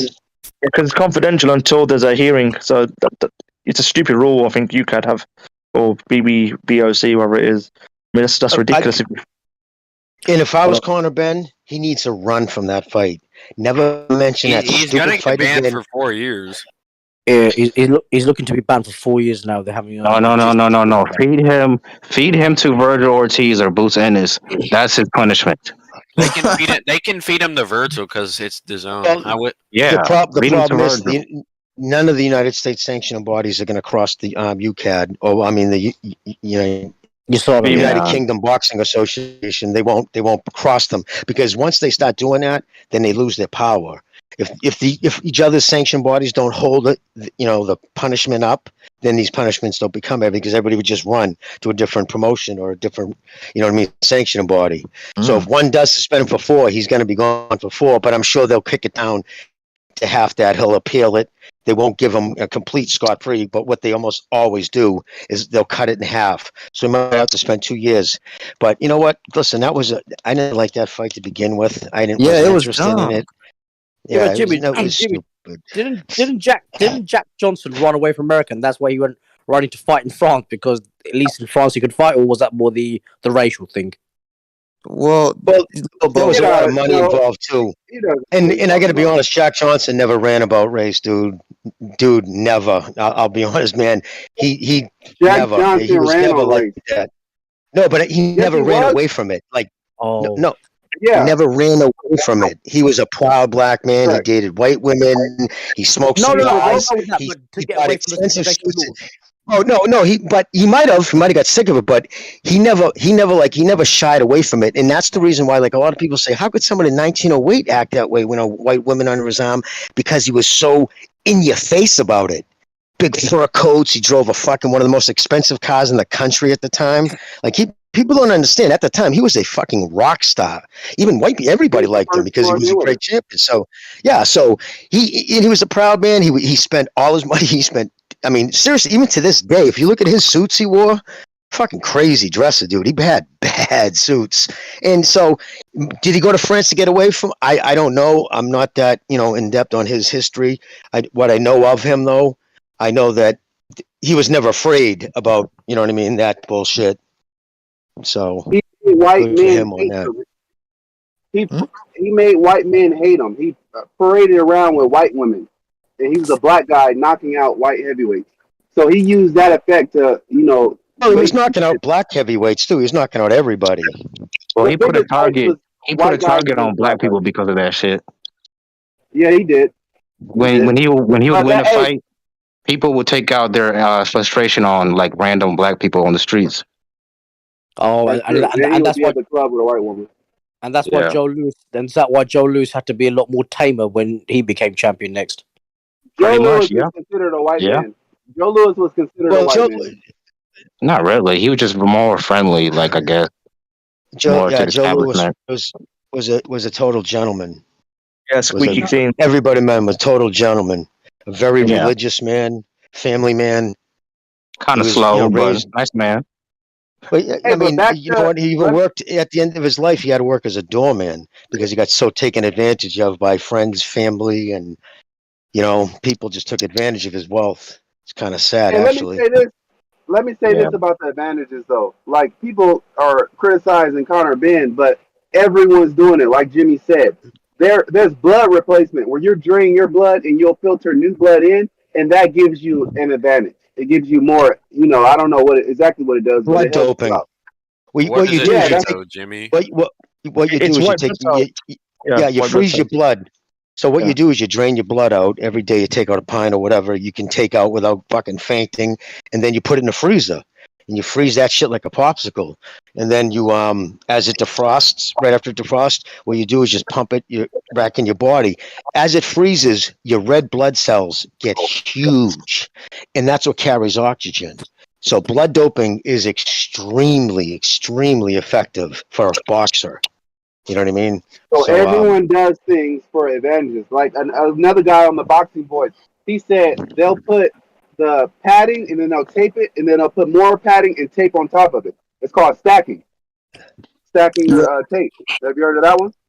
Yeah. No. In fact, Canelo actually stacked his wraps against Triple G in the first fight. Illegally stacked his wraps. Everyone's dirty. Everyone's dirty in this game. The British board don't give a shit about any of that, though. They're just not gonna take the risk and getting somebody injured, Well, put this way: somebody that's on steroids, Well, if Conor Benn does fight Chris Eubank in the future, I'll tell you something. It definitely Conor Benn's gonna be the bad guy from now on. I think for Chris Eubank, he's come out look at smelling of roses. Yeah, because everybody was on about him eating food that you shouldn't be eating, and everybody's like, "Yeah, Conor Benn is going to knock him out," and all this other stuff. It's crazy how the tables turn. It begs the question: Ben was not going to knock him out, but he was probably going to outbox him. The question was: did Eubank know that his father was going to leak the story about the drug test? Because that happened 3 weeks ago, and that's about the time when he started eating the KFC and the burgers and all that shit. So maybe Chris Jr. knew all along that his father was going to leak it. Good point. That's a good point. I think why his dad never came to none of the press conferences. Remember, his dad was never there. His dad didn't want to be. His dad got checked into a mental health facility, right? Well, his dad, I think Eubank's dad said that he didn't want his son fighting due to the weight drain, which I thought was a bit strange. But I wondered now if he was really about this thing, but he couldn't say nothing because of he had some sort of disclosure. He couldn't come openly say it. When people lose a child, I don't give a fuck how old the person is. It's unnatural for your children to die before you. Some people, and a lot of fighters take death real fucking hard. You think because they're so physically outwardly tough inside, dude. Some of the fighters, like even Mickey, dude, he's got one of the biggest hearts of anybody ever met. You know what I mean? Like this. Fucking, he cares about his family and his friends, and he'll do anything for you. Most fighters are like that, So they don't take death well. I heard people that have CTE have a hard time processing family members dying for whatever reason. So maybe that has something to do. you know. Oh yeah, Well, he I took think Ben's a pretty everybody, wouldn't it? yeah, but Ben Senior's a pretty sharp dude. He's an intelligent dude. He's well read. He reads a lot. I think it's just it crushed him. I think he loves his boys, and I think him losing his son wrecked him, destroyed him. Well, the funny thing is, end of this month, the 28th, I'm going to be attending an event where Nigel Benn and Chris Eubank are going to be doing like a speech and talk and stuff. So it's going to be interesting that goes ahead, what the conversation is going to be, because they were just going to talk about their fights, obviously. But now with this incident happened, I wonder what's going to happen now then. Your son is a bloody cheetah. I think if I was Ben's people, he doesn't ever need to fight him. Don't bring it up because all you're gonna do, because everybody forgets. This sport like has short memory. You know what I mean? People remember, but just go silent. But when you come back, don't even mention that dude's name again because what it'll do is instantly bring everybody's mindset back here. Like just stay the fuck away from that dude. Ooh, I didn't like. Conor You just stay the fuck away from Jimmy, that. you're right. Yeah, Jimmy, you're right. What will happen is he'll probably get an 18-month ban and he'll be backdated from the date of his last fight. So he'll be out for another 8 months maybe. I don't know how long ago the Van Eerden fight was, but that's generally what happens. He'll get a 2-year ban, reduced to 18 from his last fight. 2 years. He could even volunteer to fucking, I don't know if he would do it, but like, be a simp and go and make a commercial for like the dangers. You know what I mean? He could suck his way back into if he wanted. Yeah. The dangers of being pregnant, eh? Hey, but think about the guys on the undercard who get paid like $5,000 to fight. They rescheduled some of them fights. Oh, that's good because I feel bad for those guys. I heard that. No, they're pissed. But Did you hear about the guy? This is quite a funny one. I found it on Twitter. There's a guy who actually tweeted out saying, "I got this tattoo of Conor Benn on my stomach." I saw that. Yeah. And Chris Eubank said, "Don't worry, man. I'll amend it for you if need be." Which one of them the guy's trolling him originally, but if he isn't, that guy should do some jail time just for the stupidity or even doing something like that. Yeah, another man's face on another man's a guy face on your stomach, too. That's dude, hey, right. you want to know something? Dude, you want to something fucking? Speaking of goofy fucking tattoos, a couple of months back this summer, I saw a guy. He was at the bank and he reached in his pocket as he leaned forward. He had a tank top type thing on. As he went up, the dude had a fucking had a back strap. He had a fucking horse stamp right across his lower back. He had a fucking tribal right across his lower back. And I'm saying to myself, what do you get a fucking tattoo on your belly button too, you fucking bitch? It was just so, you know what I mean? Like you have a tramp stamp, dude? Like, are you serious? Like the stripper tramp stamp. I couldn't believe it. Like, who taught you into that? Crazy world. Who would get a tattoo of Conor Benn, bro? I don't know. Right, man. goofy. I mean, I can understand maybe a fucking fighter who was dead for decades that you like really like. You put his head like on your chest, but not on your stomach, man. That's just, I don't know. Maybe they got one of Salvador Sanchez. Yeah, that would be dope. Conor Benn's like British champion. Hey Jimmy, when you get a chance, it's about a minute long. This video, I tagged you on Twitter. There's this white guy who actually does Ben Eubank Senior and Nigel Benn's voice so brilliant. And he's talking between them two about this pregnancy thing. Check it out when you get a chance. It's about a minute long, but I promise you. I've seen that guy. Yeah, I've seen him before. He does a bunch of good voice. He does all kinds of. He does Eddie Hearn. He does everybody. I'll untag you from it then. Okay, I didn't know you've seen that. No. I haven't seen. No, because I haven't seen that particular one. So I'm curious, but I have seen him in action. Yeah, can you put that in the chat as well? Yeah, put it in the chat. Okay, hang on one second. I'll do it now then. Yeah, like so. I wonder what Chris Eubanks is going to do. Junior is going to do now. Who's he going to fight? But hey, Jim, I was trying to tell you guys that this whole fight was fraudulent from the beginning. Like, think about it. Why would Eddie Hearn actually put Conor in a real dangerous fight unless he has something in his back pocket, like this early? Like, I'm not trying to say that Eubanks would have, dove or something, but Eubank could have mollywopped him. I don't think so, because Eddie Hearn views Conor Benn as like a potential British superstar. So I don't think he would actually put him in a real dangerous fight this early. The fight had a rehydration clause and a catch weight, so They drained Eubanks and they tried. Yeah. But what are you saying? So that fight was never going to happen? No, I'm saying that there was a lot of fishy things going on that I'm sure Ben had a lot of advantages, if you know what I mean. Oh. Me, what I'm saying is the Harn didn't just throw Ben against Eubank. He made it clear in the contract that there has to be a rehydration clause and catch weight. So he already had something in the back pocket, you know.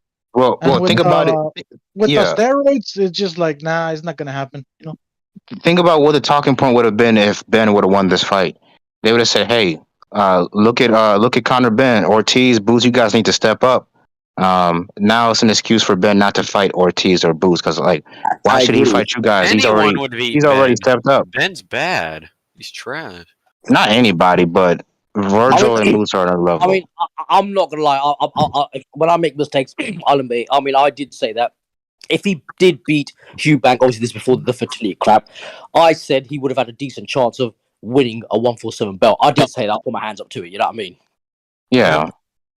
But you know, I think he's a solid fighter. I don't think he's bad, but I don't think he's on the level. There's a lot of weaknesses of Ortiz and Jerron Ennis. That's all.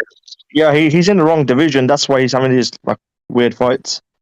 Because ultimately, the young talent in his 147 is probably not is too good for him. Yeah, then you have the top 140s moving up, like Josh Taylor, for example. I mean, just look who Ortiz and Ennis are calling out. Look who he's calling out. He's calling out Adrian Broner. Like, that should tell you what level he believes he's on. Who, Conor? Yeah, he's calling out Adrian Broner of all people. Why the fuck would he call Adrian Broner? He's not even at 147. Oh, you tell me. He seems to call out Ortiz is too hard, and Bennett and fucking Boots, it's too hard for him, you know. Everybody knows Virgil Ortiz beats the shit out of Ben, you know. He can be in all the little pregnancy shit he wants to be on. He'll get the shit beat out of him. I mean, to be realistic, I think the only battle he'll win is some WBO regular shit or something. That's the highest. Maybe an IBO, just like Chris Jr. Yeah. Thing is, though, if you guys know, is that like lately, just boxing seems to be getting shat on in the sense of people fucking up and making it look bad for the rest of us. Yeah, they've been doing that. It's been like that, I think. But you just need some good news. Yeah. I mean, you know, a lot of people were excited about the Anthony Joshua versus Fury fight. It looked like it was about to get signed. Yeah, that was the whole time. I never believed There's it. no way you believe that fight was going to happen. People believed it. They were excited. Said straight away that's why it's not happening, and that's his coach. So bring back HBO so he can get fights to happen. Yeah, and Ryan Garcia and Gervonta Davis, they're still talking. They say they're Tank's not signed to anybody, so it could happen. It could. Who do you guys think would win between Thurman and Conor Benn? No, real quick. Thurman and Conor Benn, you know?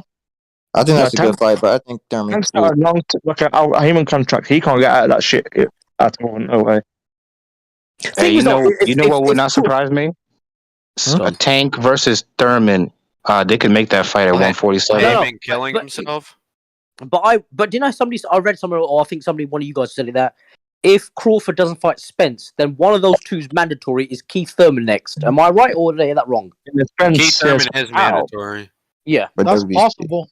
How did he jump over Ortiz and Stanios and Ennis? I don't know, man. He just beat Mario Barrios, and that's it. I think the original mandatory didn't want to fight or some shit. I don't know. This some bullshit. This is talking about boxing, bro. It was this Russian guy that was supposed to fight Virgil Ortiz, and he didn't sign it. Remember, he's the guy that got knocked out by Kalialsis, but then he beat that Josh Kelly guy. What's his name? Avanesian? Avanesian didn't want to fight Virgil, so those two were supposed to fight, and they would have been number one. But because they didn't fight, it was one position. That's WBO, isn't it? A bid for that. No, that's WBC. Keith Thurman's the mandatory for WBC, which Errol Spence is in possession of. Virgil Ortiz is going for the WBA route, though. No, WBO. But that was before. But that's now. He was in line for the WBC, and he was supposed to fight Avanesian to get the number one spot. Yeah, I know that on the same card, but he's trying to get Stanionis right now. He's starting to Furman, emeritus for a long time as well. When he came for the WBC, he might use that emeritus. What is fucking called? That's a 50-50 fight to me. What's Thurman or who? No, Ortiz and Stanionis. Oh. No. I'll give the edge a little bit to Ortiz, but to me, that's a close fight. I was actually I impressed. think that's an easy fight for Ortiz. I think Styles will try to go toe to toe with Ortiz, and I think that's stupid. I don't think you should go toe to toe with Ortiz, and that's why I think Styles loses. I feel like Styles it seems like he'd be a tough guy to stop. But if he can stop him, that'd be very impressive by Ortiz. That's a statement. I gotta give it to him. That would be I actually thought Mickelson started off okay against Ortiz. He just had no power. I think that's the style which Ortiz would struggle against. A boxer with decent pop. I think that's that could move. Yes, there's a couple of guys like that in the division. Yeah, but that's not Stanionis. That's what I'm saying. Yeah, that's true. But you heard that saying: "There's more than one way to skin a cat." Yeah, agreed. But yeah, but Styles, like I said, he likes toe to toe, and he likes fighting. He has a great jab, though. He's top 5 jab in the welterweight division. Stanionis. And he actually uses it. These guys, they be using their jab as a range fighter. They don't actually use it to score like that. And that's how he beat Butayev. Butayev is a fucking monster, bro. Like, I don't know if y'all watched that fight over again, but Stanionis was hitting him with everything. It didn't look like it affected him. He just kept coming forward. He wasn't affected at all, but he still lost. Yeah, and those are the things. Styles has power, but he don't have KO power, crazy power, or anything. And I feel like Ortiz does. He has 100% KO ratio. So, right. Yeah. Looking at the styles, Virgil could knock out Butayev. Yeah, I think he could. So. I think so. Butayev looks big as shit. I mean, it took 9 rounds for Ortiz to get rid of McKinson. So. Well, that's because McKinson was running for his life. Butayev is going to come forward. Yeah, I seen that fight, though. He did. One thing I'll say, Ortiz and Ennis, I don't think they'll stay at 147 for much longer. I think they're both very big down. Well, Ennis says he wants to go undisputed, which to me is stupid. Like, I don't care about undisputed. He can't fight for undisputed. Undisputed is overrated. It takes too long, anyways, because there's a lot of politics. So just fight the best. Look how long it took Jermell Charlo. Right. No, but who's the last undisputed at 147? Like 35, 40? I don't know. Sugar Ray Leonard. Sugar Ray Leonard. Wasn't Judah? I thought they said Zab Judah. Zab Judah was, yeah. Hey, winning belts from 47 to 60. That's the hardest to do. That's the hardest thing to do in boxing. Too much politics. Because they need to just form one fucking promotion. Mm-hmm. Yeah. Oh, that will never happen, unfortunately, because of fucking Al Haymon bullshit. Not just that, the sanctioning bodies have their blame for that as well. They align themselves with promoters. But that's like with everything, there's never just going to be one thing. There's multiple people who sell bread. There's multiple people who do different things. There's always going to be multiple promotions. Yep, that's true. Hey guys, but how it used to be, it was everybody will meet up at HBO boxing, and that's where all the big fights would take place. Yeah, those days are over. They need to come back. The HBO, I don't know. It's going to take a lot of money. The only reason why HBO went under is because of fucking Al Haymon. Well, this is what needs to happen. You need somebody to become as big as a Floyd Mayweather to change the culture. Because you see everybody's trying to copy Floyd now, right? Yeah, Floyd, so he's kind of like the Floyd Mayweather thing. Back then, if you lost, you didn't lose anything. But now, you need one of these fighters to become a big superstar and basically change the narrative and try to challenge everybody. That's the way you're going to change What's the narrative? That you need to be like safe. Basically, they're trying to copy Floyd's the end of his career, not the beginning. But you can't just skip to the end. You got to start from the beginning. Floyd, at the beginning of his career, fought the best people in their prime. Towards the end, you can say he picked and choose a little bit, but you can't pick and choose when you're 23 years old. That's stupid. I feel like boxing is breaking away from that Floyd ideology already because It a lot of is. champions are becoming undisputed now. And they They're have like, losses. you And know, they have That's because losses. of Canelo, That's a though. good thing. Canelo influenced that. Huh? Canelo influenced that. He always want to be great and going for undisputed. Let's be real. That's why I like the Canelo No, era. Crawford went undisputed before Canelo. That's true. And Again, though, Canelo was the face of boxing there. I believe Josh Taylor did too, didn't he?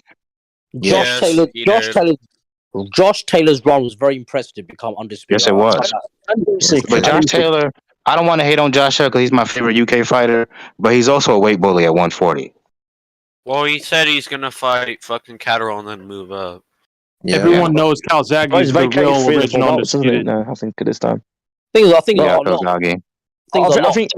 I think Usyk's had the hardest run. I'd say because he was on the road for all these. Oh yeah, he was on the road, and he fought multiple times a year, and no one was talking about that way before. He did it way before Canelo.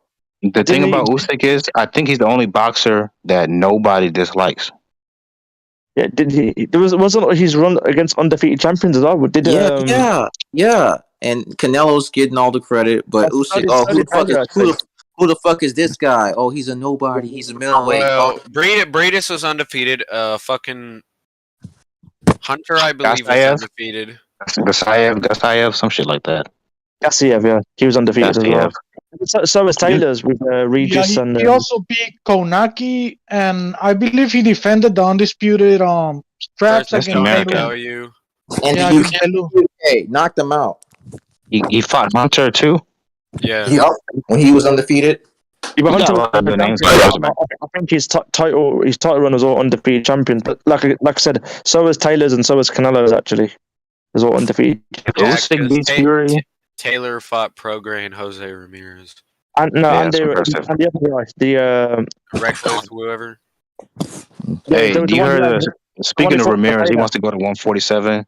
He'd be out of his damn mind to go 147. He'd stay at 140. He should have took that as a pay to fight instead of getting married, bro. Yeah. Stay at 140, Ramirez, please, for your help. He has the physical dimensions for 147, but I don't think He don't he has have the power for it. Yeah. Yeah, he's gonna get hurt. Who Taylor? Ramirez. He was so lucky for that second knockdown against Taylor. Yeah, man, he looked done. 25 seconds. Yeah, 25 seconds to recover. Crazy. He's too nice. That's what it was. He's too nice. Well, he got dogged. He got out dogged.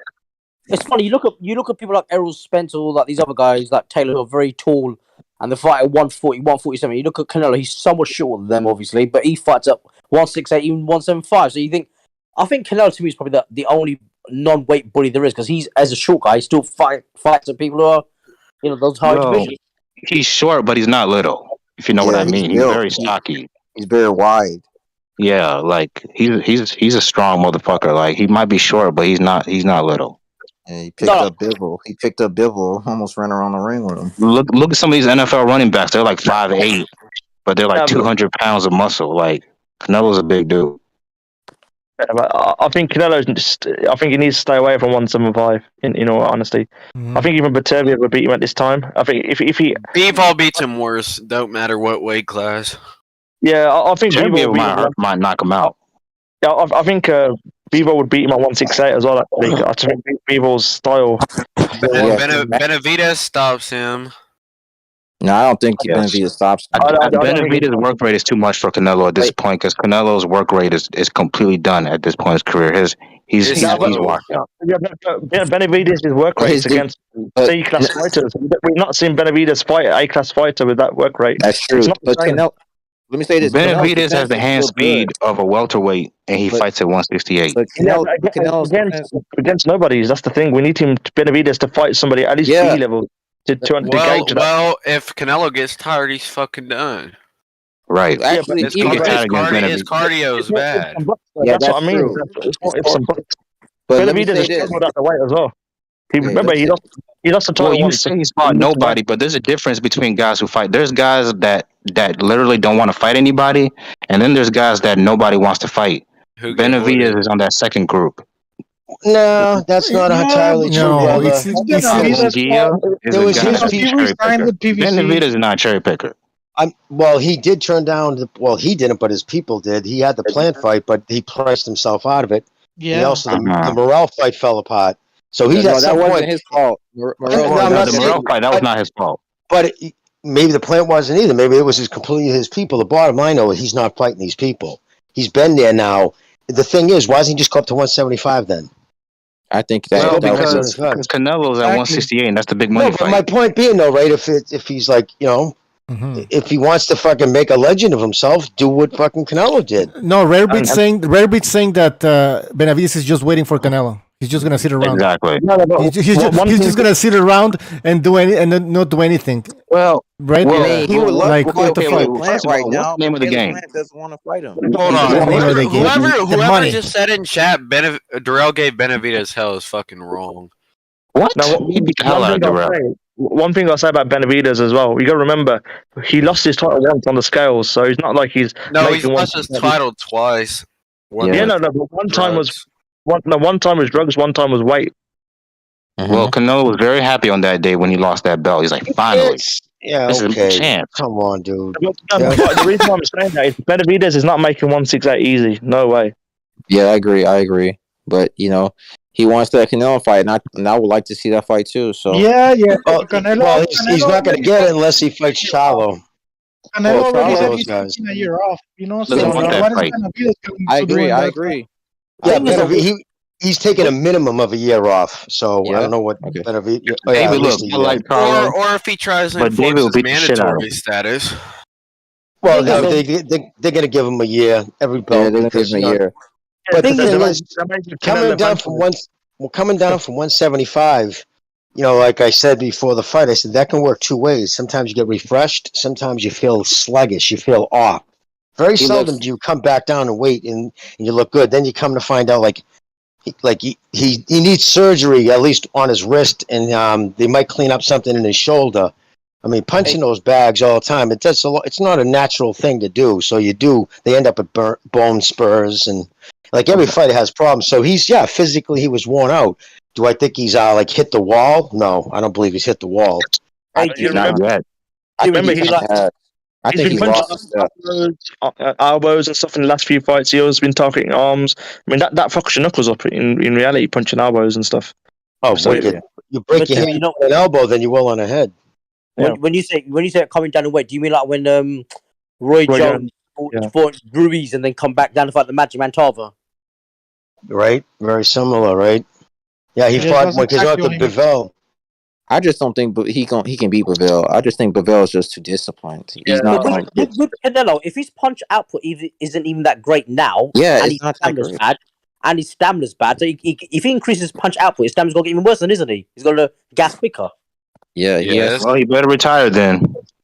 I was thinking about that. He should retire because his stamina's not going to get any better. He's it's only going to get worse from here on out.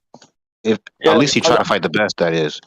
Yeah, I don't think he'll improve anymore. I think he'll maintain his level for the next 2, 3, 4 years, and then we'll see a decline. But I think he's but the thing is, let me say this: Canelo's defense is still good. It's still really good. He was making Bivol miss quite a bit, so I think he's going to make Benavidez miss a bit too. Who has the advantage usually in rematches? It's the boxer, right? Who's the boxer in this scenario? It's Bivol.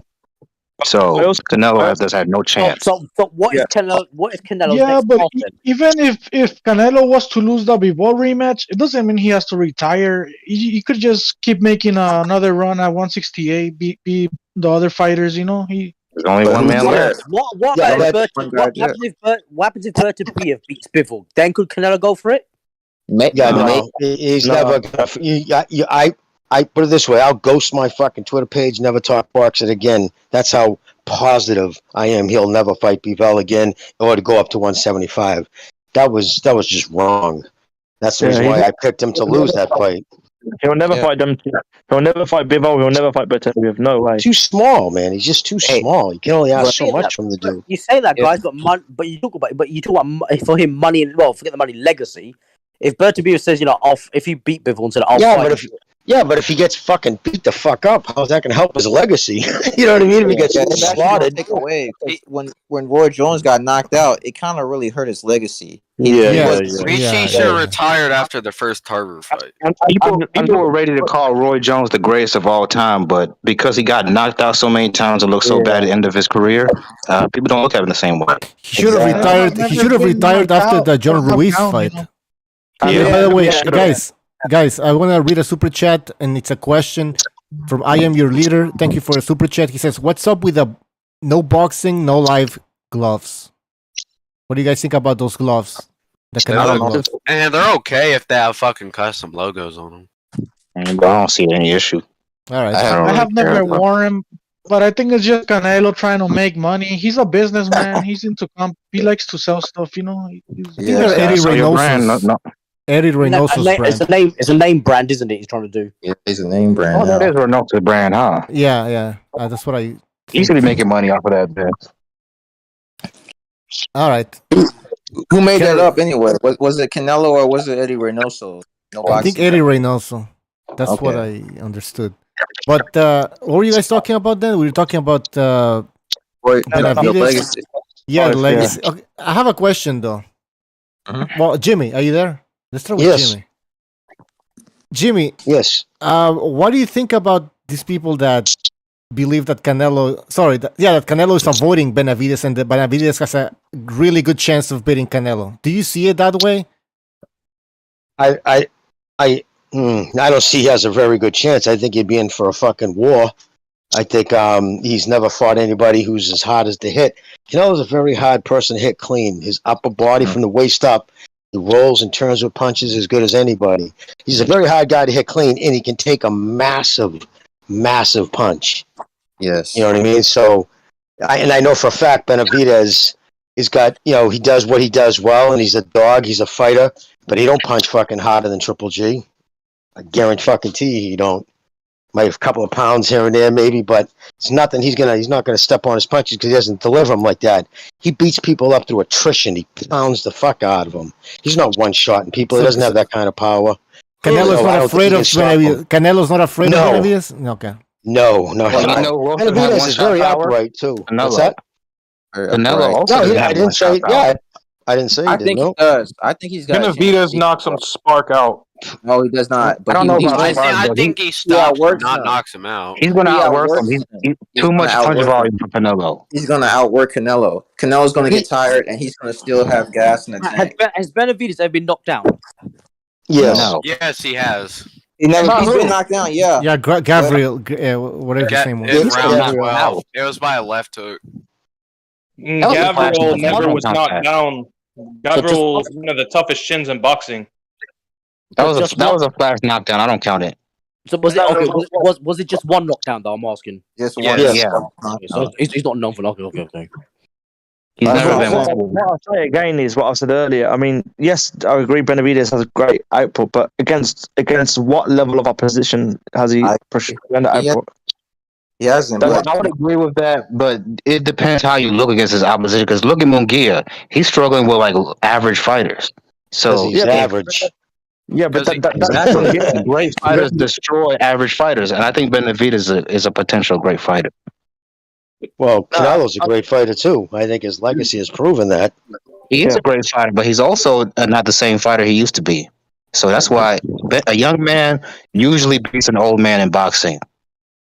Yeah, but steel sharpens steel too, and Benavidez is fucking one soft touch after another is not helping his cause.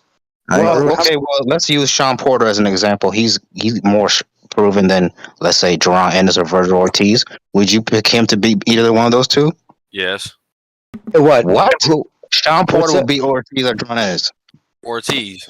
Yeah, but come on, Sean Porter is limited. He's not on the same level as Canelo in terms of skills and domination. I mean, there was never a Sean Porter era, right? Skill-wise, he was a contender. Canelo's protected, and that's his era.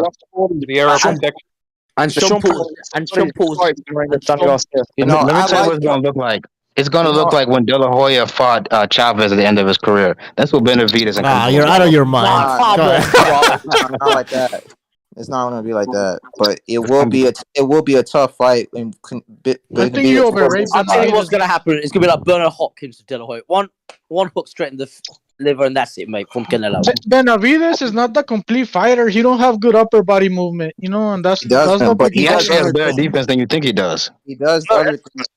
Well, it's because he catches his punches because he's so much taller than everybody. Will It's not like I he's- don't know who you got. Benavidez is not. He's not Fundora. He has some skills. Yeah, even Fundora has skills too, but. Yeah, but will Benavidez come head on though for Canelo? Well, I'm sorry. Say that again. Yes. Will he come head on, like just meet him in the ring like Canelo likes to meet people? I think he will. I think he will. He against will. He's Canelo. gonna walk down Canelo. I promise you. That's No. gonna give And I think Canelo. that's his Yo, you're gonna go on the record. I'm gonna write it down. Yes, please go on the Go record. ahead. He's gonna walk down Canelo, and he's gonna dog walk him. That's why I think Benavidez loses, because he'll try to go toe to toe with Canelo and not land while Canelo's I landing like on his him. fire. You know? I like his artillery. What's the word? Artillery. Yeah, I'd rather have his artillery over Canelo's. Canelo, I don't think he can't throw as much. He has a low gas tank. I think Benavidez outworks him. I'm sorry. Yeah, that's what I'm saying. I think that it's going to get to this where Canelo's going to get really, really tired, and then he's the young man who's going to be hungry and really want. Yeah, Like, he's I don't think the so. advantages that he has over Canelo. He's the bigger man. He's got the reach advantage. He's got the speed advantage. Power is about equal, to be honest. Cardio advantage. He's got the cardio advantage. What? Unless Canelo is Floyd Mayweather type of skill level, that's not enough to overcome all I that. disagree with everything you said, though. You're saying it like it's a fact, you know? Cardio. I do think he is bigger than him. Canelo got bad cardio That's against not a fact, bro. Ayman. That's your feelings telling you that shit, you know? We But never he's even bigger seen than Canelo. we never even seen Benavidez against an elite fighter, you know? So But what why references is are that? you Is it using? because he's Lemieux? ducking them, or they don't want to fight him? Why doesn't it become mandatory for anybody other than Canelo? Like, why not go why not fight Charlo? Why not fight, Because why- Morel, because I don't know. They tried making called a him fight out. versus Morel. Hey, this is Well, not Conor I Benn. think Benavidez wants after- to fight these people. Look, Why Benavidez didn't want to did fight they- Plant. That's his Yeah, business, one you know? fight, He yeah. duck Plant, you know? Like, And what what- the fuck am I supposed Yeah. to say, you know? Yeah, Yeah. they did fight Clinton. Why didn't he demand to leave? Like, he could have left. He re-signed with the PBC. I've been his biggest supporter, saying, "Hey, I can't hold it against him." He tried to flee the PBC. Even took a $250,000 signing bonus from Bob and had to give it back. You know, Because hey, he actually thought Sam Lukowitz would work with Bob, but Sam was full on show for Haymon, so that wasn't going to happen. Do you know what you guys sound like right now? You sound like Spence and Crawford fans when they tell me, well, who has Boots fought? Why should he get the opportunity to fight him? Like, get the fuck out of here. If you're really that guy, That matters, bro. That matters. No, it His does not. resume Like, matters. No, The difference actually, it both kinda of those two guys are You want me to number ignore his one. resume and shit? Like, I'm stupid? I'm not stupid, bro. I'm not gonna ignore I didn't his say fucking you were record. stupid, but I'm saying that Benavidez and Boots are both number one. Reverie, mandatory. one second. Nobody's saying Canelo shouldn't fight Benavidez. We're saying that your rationale for Benavidez being Canelo is based on Benavidez fighting C-level fighters. We've not seen those attributes against elite fighters. We're not saying he shouldn't fight Canelo. We're talking about his attributes. You're saying he has hand speed, engine, blah, blah, blah. But that's against low-level fighters. He's not done against That's anybody. against fighting- Yildirim level fighters, you know? Who you Yeah. criticize for fighting Canelo, you know? I'll be happy if Benavidez fights Canelo tomorrow. Fine. I don't care. That's good. Good fight. But how many A-level fighters are really out there? Because that's And 168, not really. Yeah, like Even there's Caleb only Plant. Durrell. To me, Durrell's a good opponent. We have Andrade, Charlo, John Ryder. Andrade just got here. Andrade doesn't fight anybody. He just got here like a couple of months ago. He hasn't Yeah, been. they're bunches like Benavidez in But terms wait. of I resume, think you know? you guys are the same people. You guys are the same people that criticize Charlo's resume and Andrade's resume. But if Benavidez beats them, all of a sudden doesn't go win. That doesn't make any sense. That's Charlo's fault. He didn't get It's any gonna good be a good fights. win. If Benavidez beats Charlo or Andrade, it's gonna be a good win, bro. But you said Charlo hasn't fought anybody, so why should Benavidez get any credit for beating him? No, but Because he's a champion right now, bro. He's a Let me answer the champion. You know? question. Hold on. Those guys fighting each other creates that resume. That's creating the resume. Exactly. It's two champions fighting each other creating resume. It's not that. Sorry, brother. And by the way, I disagree with that. Charlo has fought somebody. I don't agree with that. Julian Williams. Yeah, Derevanchenko. Derevanchenko, that's true. Yeah, Derenchenko, after he was fucking sent to the hospital, he was never the same after that Triple G fight. Brain was all swelled up And then Benavidez got lost to Carlos Adames. So. Look, By the Charlo way, and Carlos Adames is Benavidez a have a dangerous guy. similar record, bro. Charlo and Benavidez have a similar record. That's why they should fight each other, you know? Majority of Charlo's opponents have been dragged up from 154 too. I mean, even the last guy he was supposed to fight, Suluki, you know what I mean? He was a career 154. His resume. There was a time when people said Triple G didn't fight anybody. I've got a quick question. I'm just And those people were knuckleheads. Triple G fought everybody who would fight him. He also sent. The difference is he also sent contracts to every ranked 160 pounder. Tom Laughlin. What's that? Tom Laughlin tweeted out all the contract offers. Yeah, but everybody. And people paid him. Cotto paid him $1 million to go away. Paid him $1 million. I'm sure Charlo is jumping at Triple G or. Well, yeah, Triple G. I'm sure Charlo is jumping from the Raptors just to fight Benavidez. I'm sure he's excited about that. Remember, if you was better at 160, Charlo or Saunders? Answer me that. Who has a better resume? Which Charlo? Oh, you're talking about Jamal. Well, Saunders. Oh, Saunders. Even if you can say Saunders has better names on the resume, but you can't tell me he's a better fighter than Charlo. I'm sorry. I don't care. I don't think so. Why?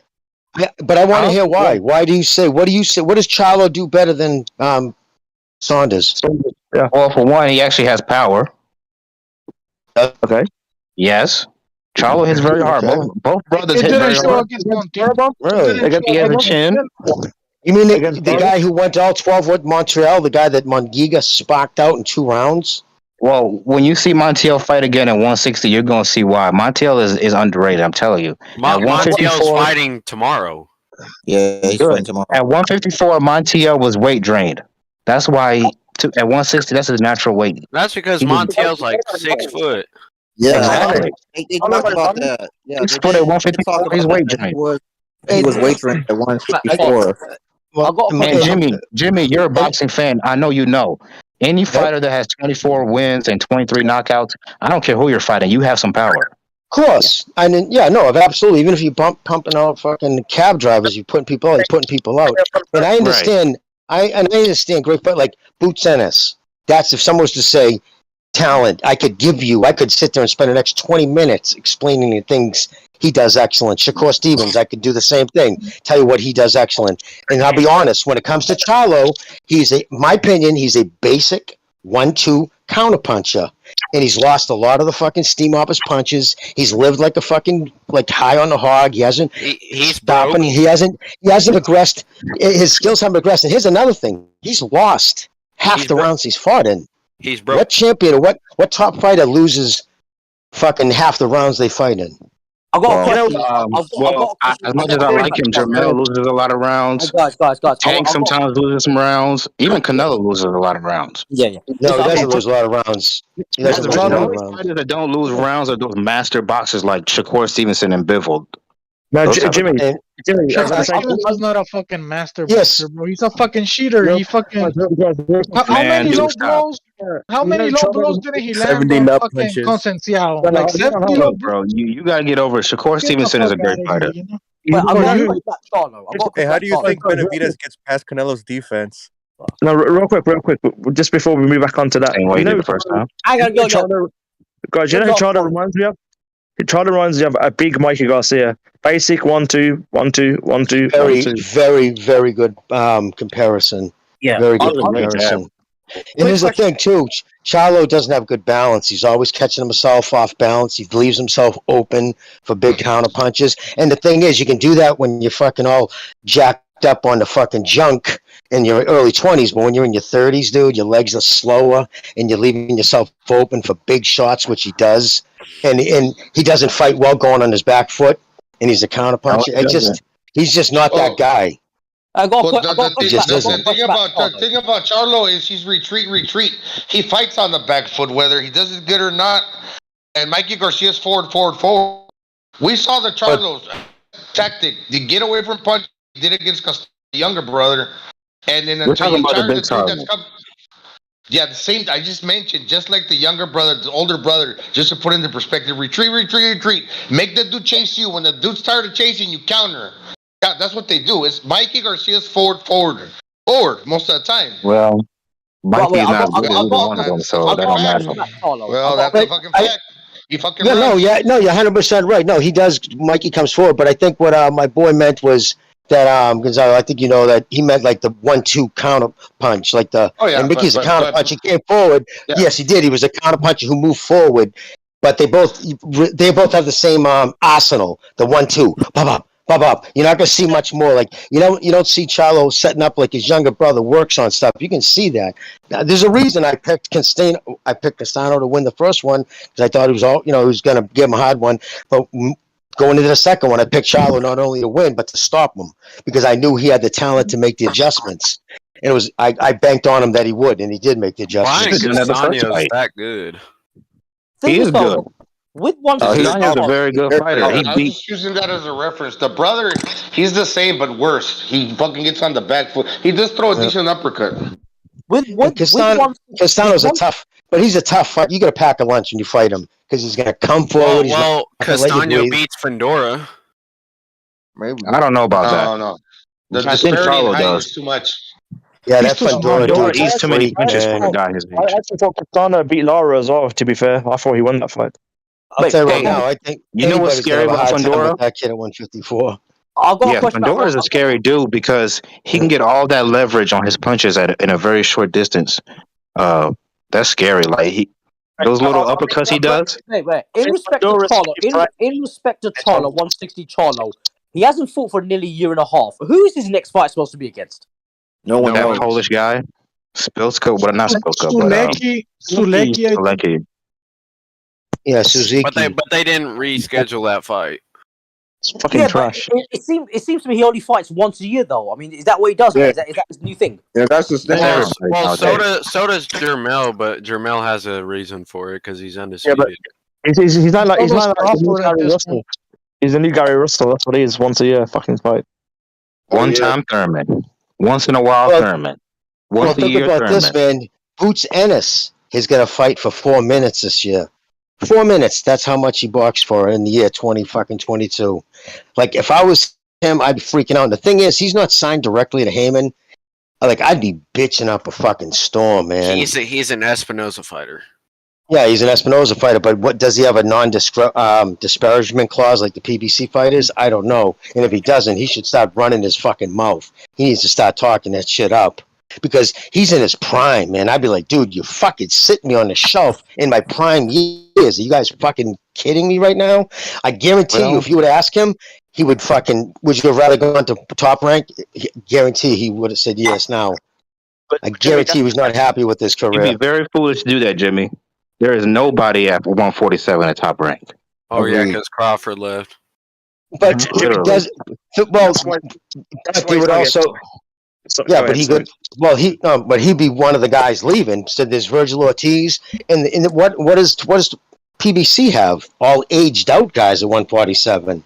They have Stanionis. But even staying, yeah, but they have Stanionis. But even staying in the PBC doesn't mean you're going to fight. Haymon doesn't match his top guys, and just never usually does. So I just think PBC could have all the fighters in the world, and they're not going to make. I want to be fair. I want to be fair. Top Rank is better at like developing young fighters on the come up, but I think Showtime and PBC are better at like making stars, like pay-per-view stars. Yeah, not like That's pay-per-view stars. I agree. Dude, who the fuck is a star at PBC? Who the fuck is a star at PBC? They have one undefeated champion. Yeah, dude, listen, that's easily proven false, dude. There's the metrics, there's analytics to show the numbers. I know what you're about to say, but before you say it, look, Tank and Ryan Garcia, both of them, if they fight each other, one of these two guys, when Canelo's on the way out, they'll be the face of boxing.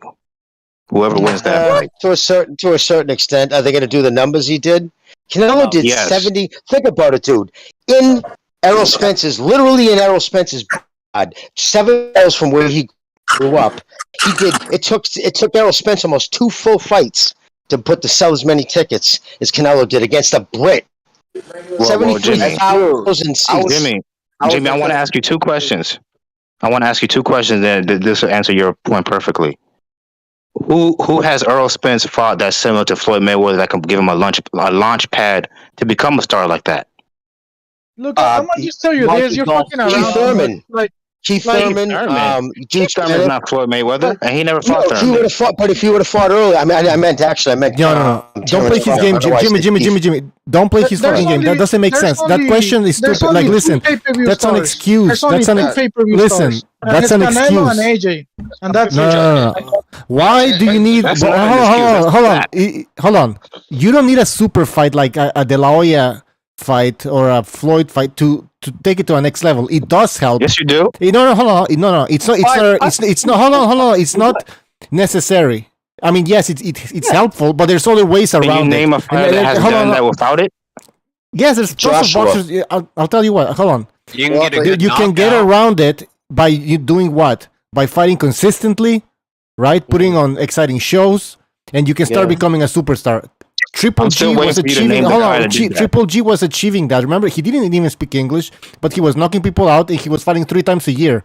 He was putting in the work. Now, if you sit around, just fight once every year, you're not gonna achieve anything. And don't blame it on Spence never had that big name in his record, like a De La Hoya fight or something like that. Really comparing Triple G's star level to Canelo or Floyd Mayweather? No, but it helped.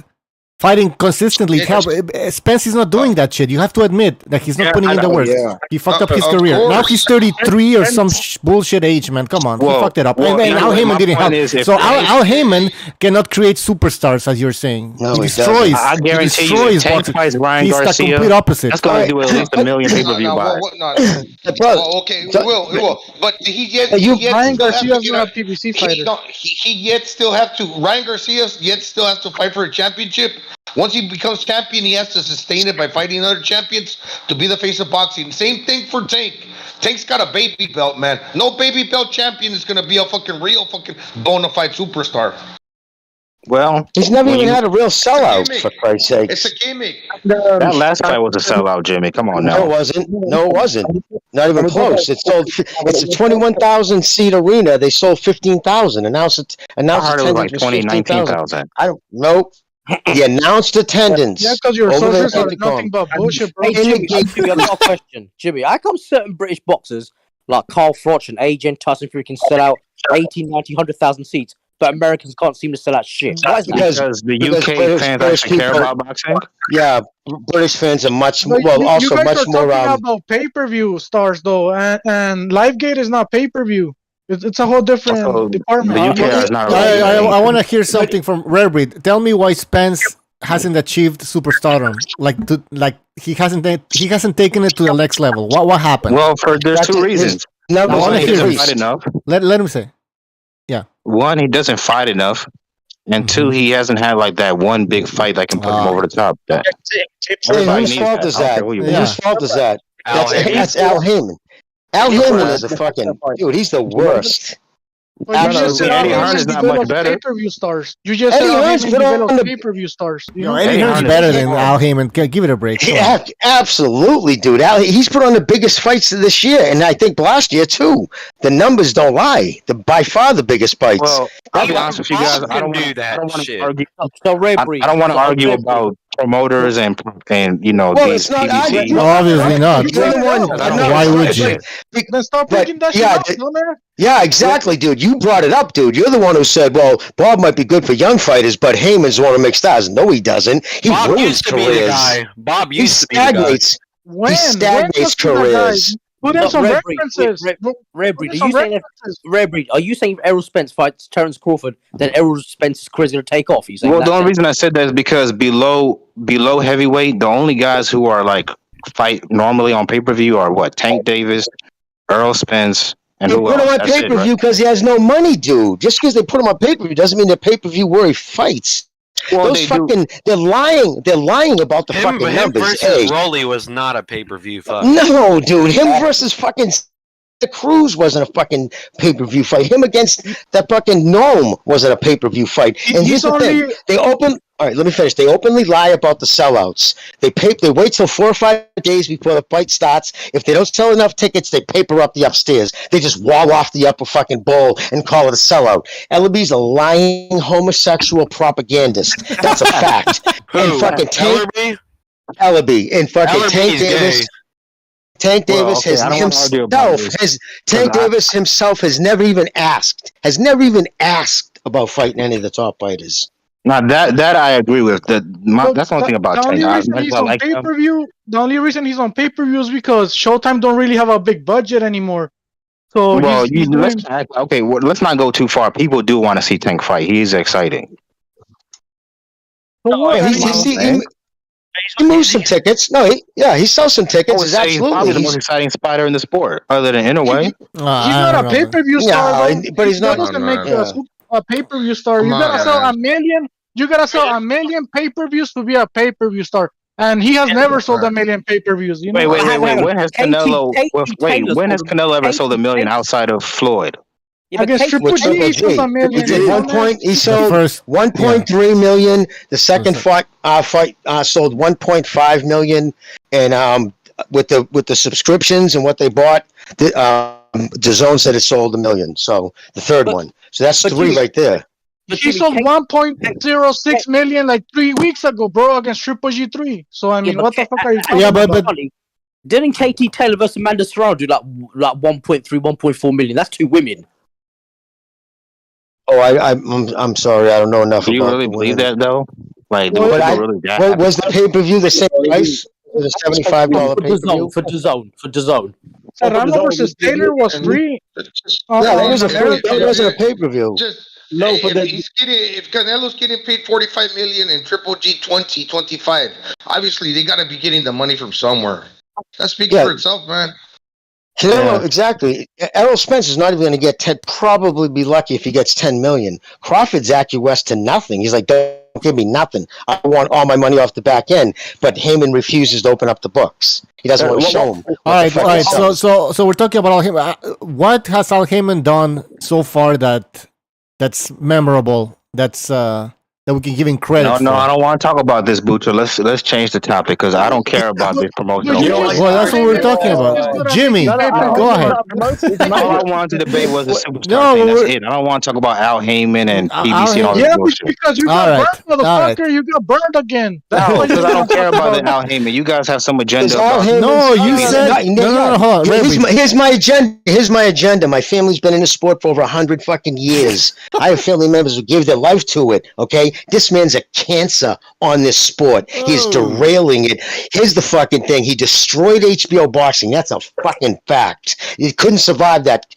His tenure. Now he's about to do the same thing to Showtime. He borrowed almost $750 million of money. He burned through it in 2.5 years. Nobody knows what's going on. They're still suing him for that, for fucking breach of fiduciary duties, all kinds of shit. He's holding his fighters' money. He's scalping tickets. Yeah, he's scalping tickets, and he stagnates careers. His fighters fight once a year if they're lucky. The dude is an absolute pathogen, and he needs to be fucking excised like the cancer he is. Yeah, he's getting sued for scalping tickets. And that's my agenda. He's a piece of shit. He might I don't know if he is or not, but man, I know he is. Look what he's done to the sport. Yeah, I He's a fucking piece of shit. And one thing about, just to add to that, so one thing you said about Tank that he's a pay-per-view guy. Well, Luis Ortiz has had 2 pay-per-view fights. He's not a fucking pay-per-view fighter. It doesn't matter if you fight on pay-per-view. That doesn't make you a pay-per-view star. Luis Ortiz still hasn't been. I heard Luis Ortiz still hasn't been paid for that Ruiz fight. Nothing. He doesn't have any money. What do you expect? Jimmy, got a question. Jimmy, hold on. Before you go, bro, hold up. Okay. You're making the mistake of comparing Tank Davis pay-per-views to like real superstars like Canelo and Floyd Mayweather. I'm saying compared to his peers, Tank Davis is a star. He sold 64,000 pay-per-views against the I don't believe that. Anyone can do that. More than Devin Haney. Wait a minute. I want to address that. I don't believe that. Rib Reed, it would hold more weight to it if one of your arguments held weight. But you keep on falling apart on these things. Just because you don't believe it doesn't make it. Listen, the fact that they wouldn't even deny it when it was reported, at least fucking, what's his name? Glacier said exactly who the person was, and he was an entertainment lawyer in fucking LA who works with Showtime, and Bob Arum, fucking everybody. It's a small fucking world, boxing. It's not a big sport. Everybody knows everybody. And Bob Arum said it. First guys were saying around 40. And then Golden Boys, the first one, said no, when it's going to finish around 60. And it finished, then that's what they said, 62,000 that fucking fight sold. It was on a Sunday night. It was against college football. And it was out in L.A. against a last-minute replacement for a fucking no-hoper. Do you really think that thing sold more than 62,000? Seriously? Who? Are you talking about Tank? Isaac Cruz? Yeah, he was. Remember though, nobody knew who Usyk Cruz was. I know people like him now, and he's a Campo, a tough kid from the fucking Mile High City, Mexico City. But nobody knew who he was back then. Nobody. His last fight before that, he didn't even look good. He was a last-minute replacement. Nobody's, dude. No hope. He hasn't bought a real opponent over 5 years. At lightweight, he hasn't really fought anybody that good. That we know about. At super feather, he only fought an undefeated Jose Pedraza and then Leo Santa Cruz, who had his belt. Is a featherweight. Who won his belt from a vacant fight against someone who wasn't even ranked at super featherweight. Do you have to be a pay-per-view star to be considered a star in boxing? No. No, you don't. Okay. Yes, you have to. And can I just say one more thing too, dude? And I resent one thing about the Haymon thing because I've been dealing with that the whole year. Because I've never moved off this. I've been on this shit since 2015. I've been saying this, actually 14, about him.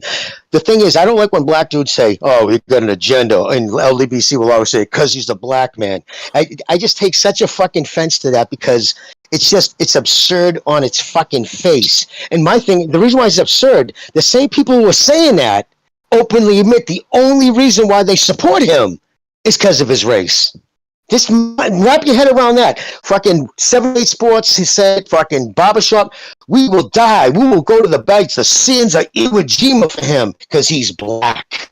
So the same people who only support this dude, because not off his achievements, nothing he's accomplished, but because he's a black man, a same black man who wouldn't fucking piss in their mouths if their guts were on fire. He wouldn't shake their hands. He doesn't even think enough about these guys.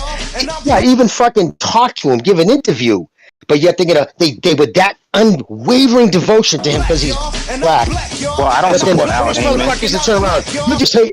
No, I'm not saying you do. But I'm talking. You're not the only person that was come at me that way with what I mentioned agenda, because that's bullshit. Because the people who follow him are representing an agenda. They're following him because of his race. I say agenda because there's people who obviously, like you, don't like the PBC and whatever they got going on. And there's people who don't like Matchroom and Eddie Hearn and those guys. So they have agendas as well. But Eddie Hearn, but Eddie Hearn, at least he's trying to make fucking fights. Let's not get caught up on let's not get caught up on agendas. Let's just debate the facts.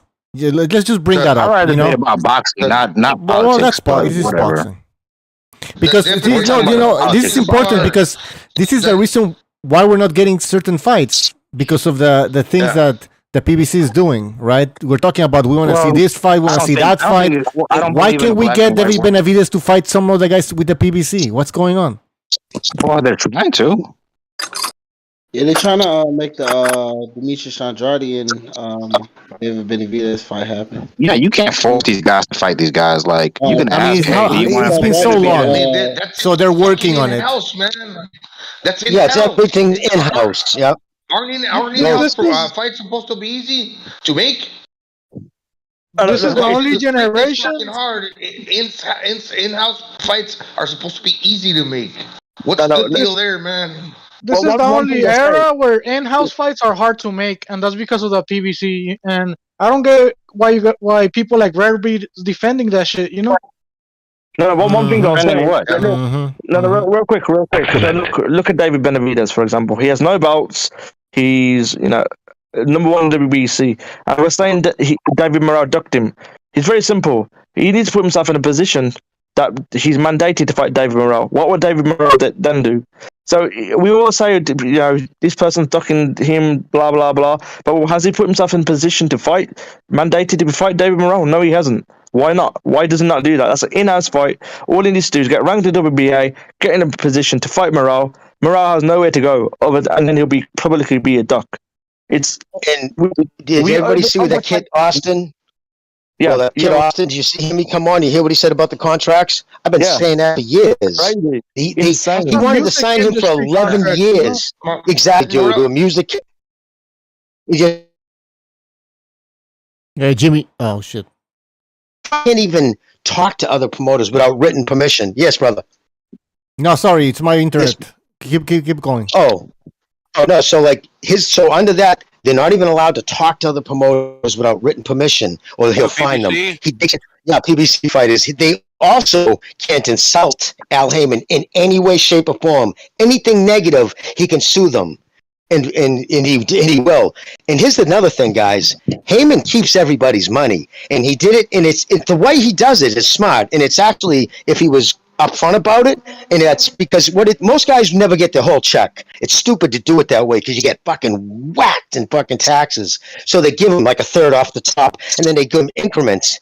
But he's still paying fighters from 2, 3, 4 years ago, paying monthly stipends. That's why these guys are like Charlo, he's like, how could he be broke, man? He's made, and I'm like, well, he bought this big house, and if he's only getting monthly allowances, he's got a big nut. Those car payments, fucking house payments and shit. So that's how these guys are fucking run out of money. How many times is Aaron Broner going on fucking Instagram and said, what the fuck, man?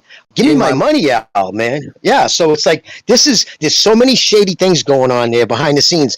And when everybody's always said, how come you never hear about PBC guys complain then? It's like they don't grasp a non-disparaging because they don't want their money took from them. Because he will, on top of not fucking suing them, he'll put them on a shelf even longer because they have no autonomy. They can't even demand a fight. They fight who he says when he says. And also the only promoter, like Bob, you sign with Bob, he gives you X amount of fights, guaranteed. Remember when Crawford got $6.5 million to fight Porter? And he normally only got 3.5 guarantee, which was the highest at welterweight, but he went to 6.5. A lot of people, including myself, was like, I wonder why he gave him so much money. Here's the reason. He was supposed to get 7 fights, I believe 7 fights in 28 months or something like that. He was 1 fight short, and he made Bob pay him for it. But that's almost all fighters, that's how you do it. They promise you X amount of fights a year. They promise you this. With Al Haymon, nothing. He promises you no fights. He has full control of your name. It's unbelievable. And like most boxing contracts are 2 or 3 pages. His looks like a fucking Bible. So the dude, watch when he's gone. Watch fighters talk shit about him. Double standards because then they paid like $2.5 million to fight Amir Khan. What's that?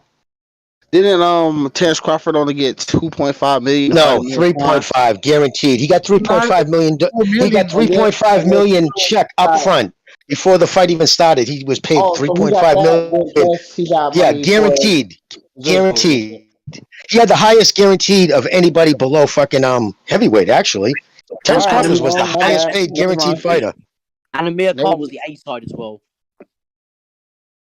That's why his lawsuit. He never filed his lawsuit. Khan be the A side? Because he sells tickets in the UK.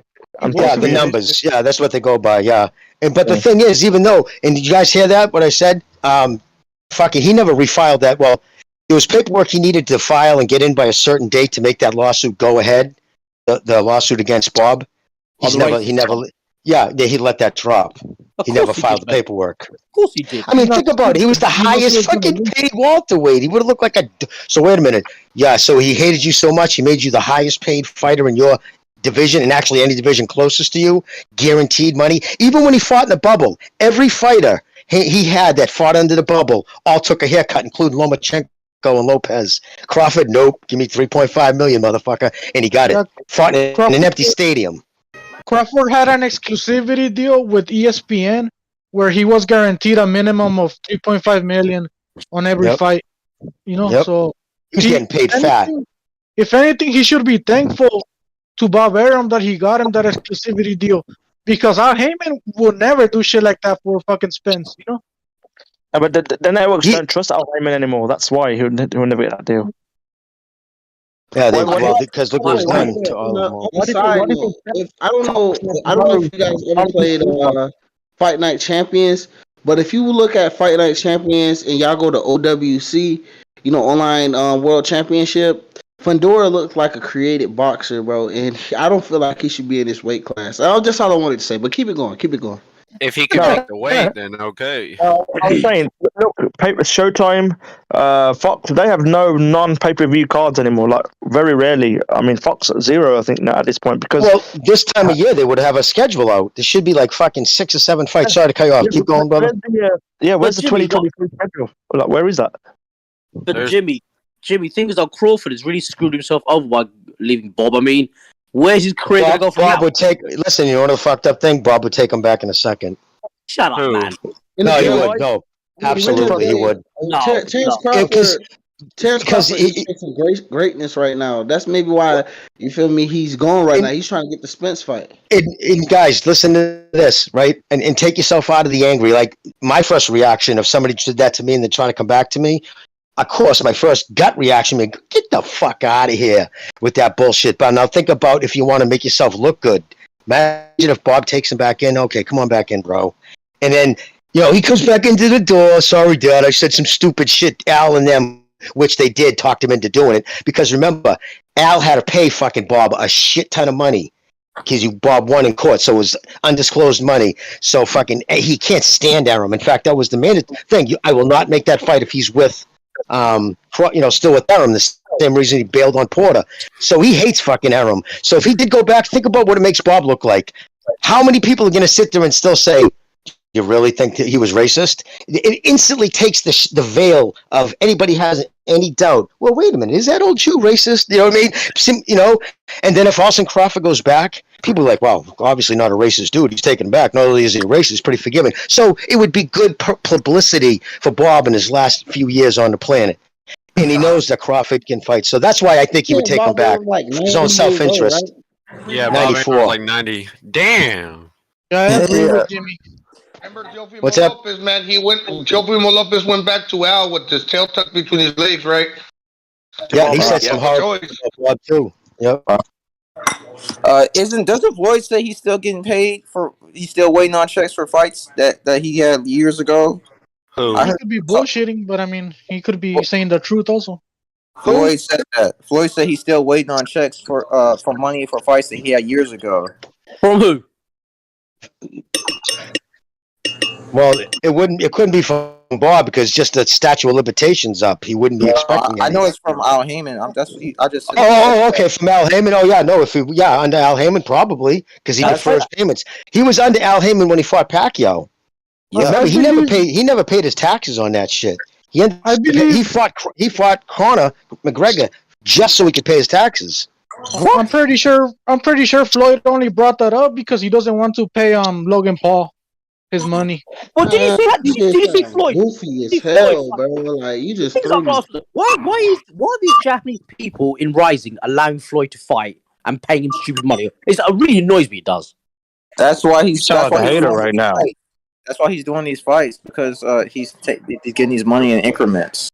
Well, when you build a legacy like Floyd Mayweather did, you can do that. He spends a lot of money. Yeah, he has a big nut. If you look at his fleet of his cars. Yeah, look at his fleet of cars, dude. 10 years ago, they were $5-6 million cars. Now they're $500,000 cars, which he has to because he doesn't make that kind of money anymore. His stream isn't. But one thing he did do smart, though, I got to give him credit, and he put a lot of his money into it. I think that's why he couldn't pay his taxes, and that was a fucking horror show. The taxman was at his door. They were to start taking shit away. He got a last-minute court injunction to put it off until he paid it all off in one fall swoop. I think it was $34 million he owed the government.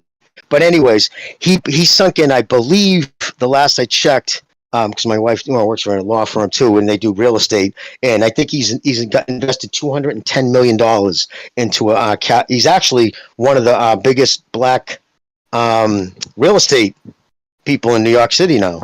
Yeah, I heard that as well. Yeah, he owns he invested in even that though, right? You think that this guy's will invest billions in that hedge fund, but what it is, his name is now on 9 different buildings. It's a conglomerate of people who own it. But even when he first put in, I think he put in $50 million. That was his first entry, and he was getting $50,000 a month check against the principal. So he was like, "Damn, I'm going to put in more." So he invested another $160 million. So if he just lives off that, unless the complete collapse of the real estate market, what I don't think is going to happen in New York, it might get bad, but he could actually live off just that. But he won't be able. It won't sustain private jet leases. It won't sustain fucking multiple houses around the world. So that's why he's gonna do that Bro, he fight shit spends too. hella money though. He spends hella money. Like Of course a he lot. does. But yeah, look how much came for his daughter to stay at go. He bought a fucking I think one watch was $600,000. He paid for a watch. $18 million, right? But forget Yeah, that's right. Yeah. It was crazy. I'm not with you. You watch boxing, obviously. I'm not being funny, long time, right? Why is it a lot of good boxers obviously are black? Why do they seem to go bankrupt? Do they not? Do you have financial advisors? Does nobody fucking advise them? You don't really see white boxers. Actually, well, maybe like British boxers, it might be different there, but it's pretty much across the board. It jumps all racial, whether it's Hispanic, white, or black. Boxers tend, like most athletes, believe it or not, look at Salido. bankruptcy. Yeah, most the guy guys who do beat this. Lomachenko. That Remember, guy is broke now. Yeah, it's the socio-economical sport. Kids who aren't going to fucking prep schools, their parents aren't putting them in boxing. It's kids who are trying to fight their way out of poverty. But here's the thing: they get that money. It's not like they go to the golf club. You know what I mean? They don't hang around suddenly with a different class of people. They go right back to the hood with that money. And since their friends got no money, most of them will buy their friends cars. Right? They just don't. They don't think about financial future and planning. I mean. If somebody was really looking out for Tank Davis, somebody like really cared about that kid, not just hangers on and people take it from him. When he came in back to that door with fucking $500,000 worth of fucking diamonds, I would have slapped him right across his head. So what the fuck are you doing, dude? Do you have a college fund set up for your kid? Do you have anything invested? You're buying that, which instantly loses a third of its value the minute you walked out the door. Like, seriously? Like, that's just... So if nobody's obviously looking out, that's when I hear, oh, Haymon looks out for his guys. Really? Does he? Then why the fuck is he letting that kid, who's, I think his total value is $1.5 million. I think they had him last on Forbes. He spent half his fucking worth on a grill and a fucking gorilla pendant. Also, is Al Haymon a qualified financial advisor, or he just playing it off? You know. Well, he's a lawyer. Actually, he's a very talented lawyer too. He's a Harvard graduate lawyer who graduated high in his class. Very sharp dude. I was watching a documentary with Iran Barkley, and he said like after he obviously all his fights are finished and everything, he was living off. He had a house or an apartment in his niece's name. I don't know why. He didn't explain why. She kicked him out, and then for a week he was living on the subways. Like in America, your subways are 24/7, like in certain states. He was living on there for a week. Living like that. Holy shit, man. You know what I mean? Aaron Broner was just in court last time, and they fucking had to tell the judge, and it meant nothing to him to say it. He didn't know who owned his house. The motherfucker's 30-something years old. He doesn't know who owns his house. When the judge was like stunned. No, it's you don't know who owns your house, Mr. Broner. No, my mother maybe. I don't know. I'll have to check. He didn't even know who his cars were registered to. Jesus. So how hard do you think... Imagine that shit, dude, right? How hard do you think it would be to swindle that fucking kid? He doesn't even know who owns his house. Jimmy, you'd think if you get paid $50 million, the first thing you should be getting is a financial advisor and say, yo, this is what you got to be doing. Of course. First thing. A solid financial advisor who has nothing to do with boxing. Yeah, like, you know what I mean? Go to Wall Street. Find someone who doesn't... Yeah. That's the smartest thing you can do, you know? And they don't, and they pay for it at the end. Marvin Hagler, he was smart. He made some good investments. Then he got some silly money. That was his funny money when he went to Italy and he did those spaghetti westerns. So he had a beautiful home. He had a beautiful home up here in New Hampshire on the lake. Really good. He had a nice boat. He was never a flashy dude, anyways. Like Hagler always had double-breasted Italian suits, but he never never dressed over the top with, like Tommy Hearns did shit back in the day. He always looked dressed to the nines, very respectable. He had a cool haircut too, though. For them shoes. He just decided he was hot one day. That's the whole thing behind that. He was fucking sweating his balls off training, and he's like, I'm already thinning, so fuck it. And he did the dome thing, and then Anyway, look, guys, I'm gonna go to bed. Curious question. So you don't feel like that? Just give me 1 second. I'm off to bed now. It's 2 a.m. But thank you very much, and I'll see you gentlemen later on. Good night, brother. Stay safe, man. Stay safe, brother. Peace. Yes. So Chibi, what were you saying? You don't feel like Fundora is a whole cheat code, bro? Look at him. No, because remember, it's also He's tall, super tall, but he's also super thin. He's an ectomorph body style dude. He looks like Manute Bol. You know what I mean? Like, look how he's built. He's got very narrow legs, narrow body, but he's so big he can use the drive of his fucking legs and his waist. That's why he fights in the uppercut. He doesn't. If he tried to fight like long range, he wouldn't put anything. Wouldn't be that much on those punches unless he whipped and caught you all the way out at the end of it. But because guys are so much shorter and you lose power when you punch down, especially if you punch down at an extreme angle. So, but you gain power on an upward, direct trajectory. And when he puts his weight and he spins over onto his fucking knee, he drives that fucking uppercut. Yeah, he puts some stink on it. So is he able? But he stays at that weight class. But that's also he's also acceptable to being put on his ass because he's so thin. Remember, Lubin put him down twice? He's a body shot away from a KO loss. Oh, Lubin can crack. Yeah, no. Listen, I got nothing but respect for Lubin after that last outing. That kid could walk away from the sport today, and I would never badmouth him once. No, he showed so much heart. I'm not gonna lie. I got more hatred for him because how he did my boy. But like, what's that? I said I have more hatred for him because how he did my boy. But I can't, I can't not respect it. Like you won. Yeah. He's so big. Man, he's so tall. Like chopping down the fight. That fight is one of the fights of the year. That kid showed so much courage that night, Lubin. Fuck me, man. Dude, he didn't even hesitate. Sorry, Gonzalo, I'll finish up right there. You can go. But, man, they asked him time and time when his face was all disfigured. Nobody would have fucking blamed him. Nobody. And he's like, no, I'm good. I'm good. Like, fuck. I'm like, damn, this kid's got fucking stones. That's a fighter. That shit gives me goosebumps when you see that shit. He might need to walk away from Lubin, I think, because that didn't look good. A lot of damage. The corner man did a good job. I can't recall his name, but yeah, that was a fight of the year candidate. Another one I just want to mention real quick. Fight of the year candidate for me, and I know the little guys don't get much attention, but it was Arancajas versus Martinez. We got that rematch tomorrow as well. That's gonna be a good fight. Was that the one where it was a no contest or something? Where they KO'd him? No. It went out it was a great fight. It went the distance. Go back and look at Arancajas versus the Argentinian Martinez. That was a brawl. Fight. They just have the highlight. That was a fucking brawl. I don't really pay attention to the little guys, but that fight when the Triple G. Well, fuck everybody else, no. Fuck everybody else. When Triple G fought Canelo, that wasn't even the highlight of that night. The fight before that was like, that fight, that was a good fucking fight. I was like really like entwined. You mean Bam Rodriguez? Yes, bro. Like I didn't even know that Chico, bro, but that Chico was bumping. I was like, yo, man, who is this? Did Gonzalo hang up? Gonzalo, did he just hang up? Ah, man, you fuck. No, he's here. Okay, good. Yeah, no, dude. Oh, okay, that was you, brother. Because you're 100%, dude. That fight was sick. Sorry, brother. Jimmy, Gonzalo, I'm just here to echo that sentiment. That fight was arguably the fight of the year. Arancajas Martinez.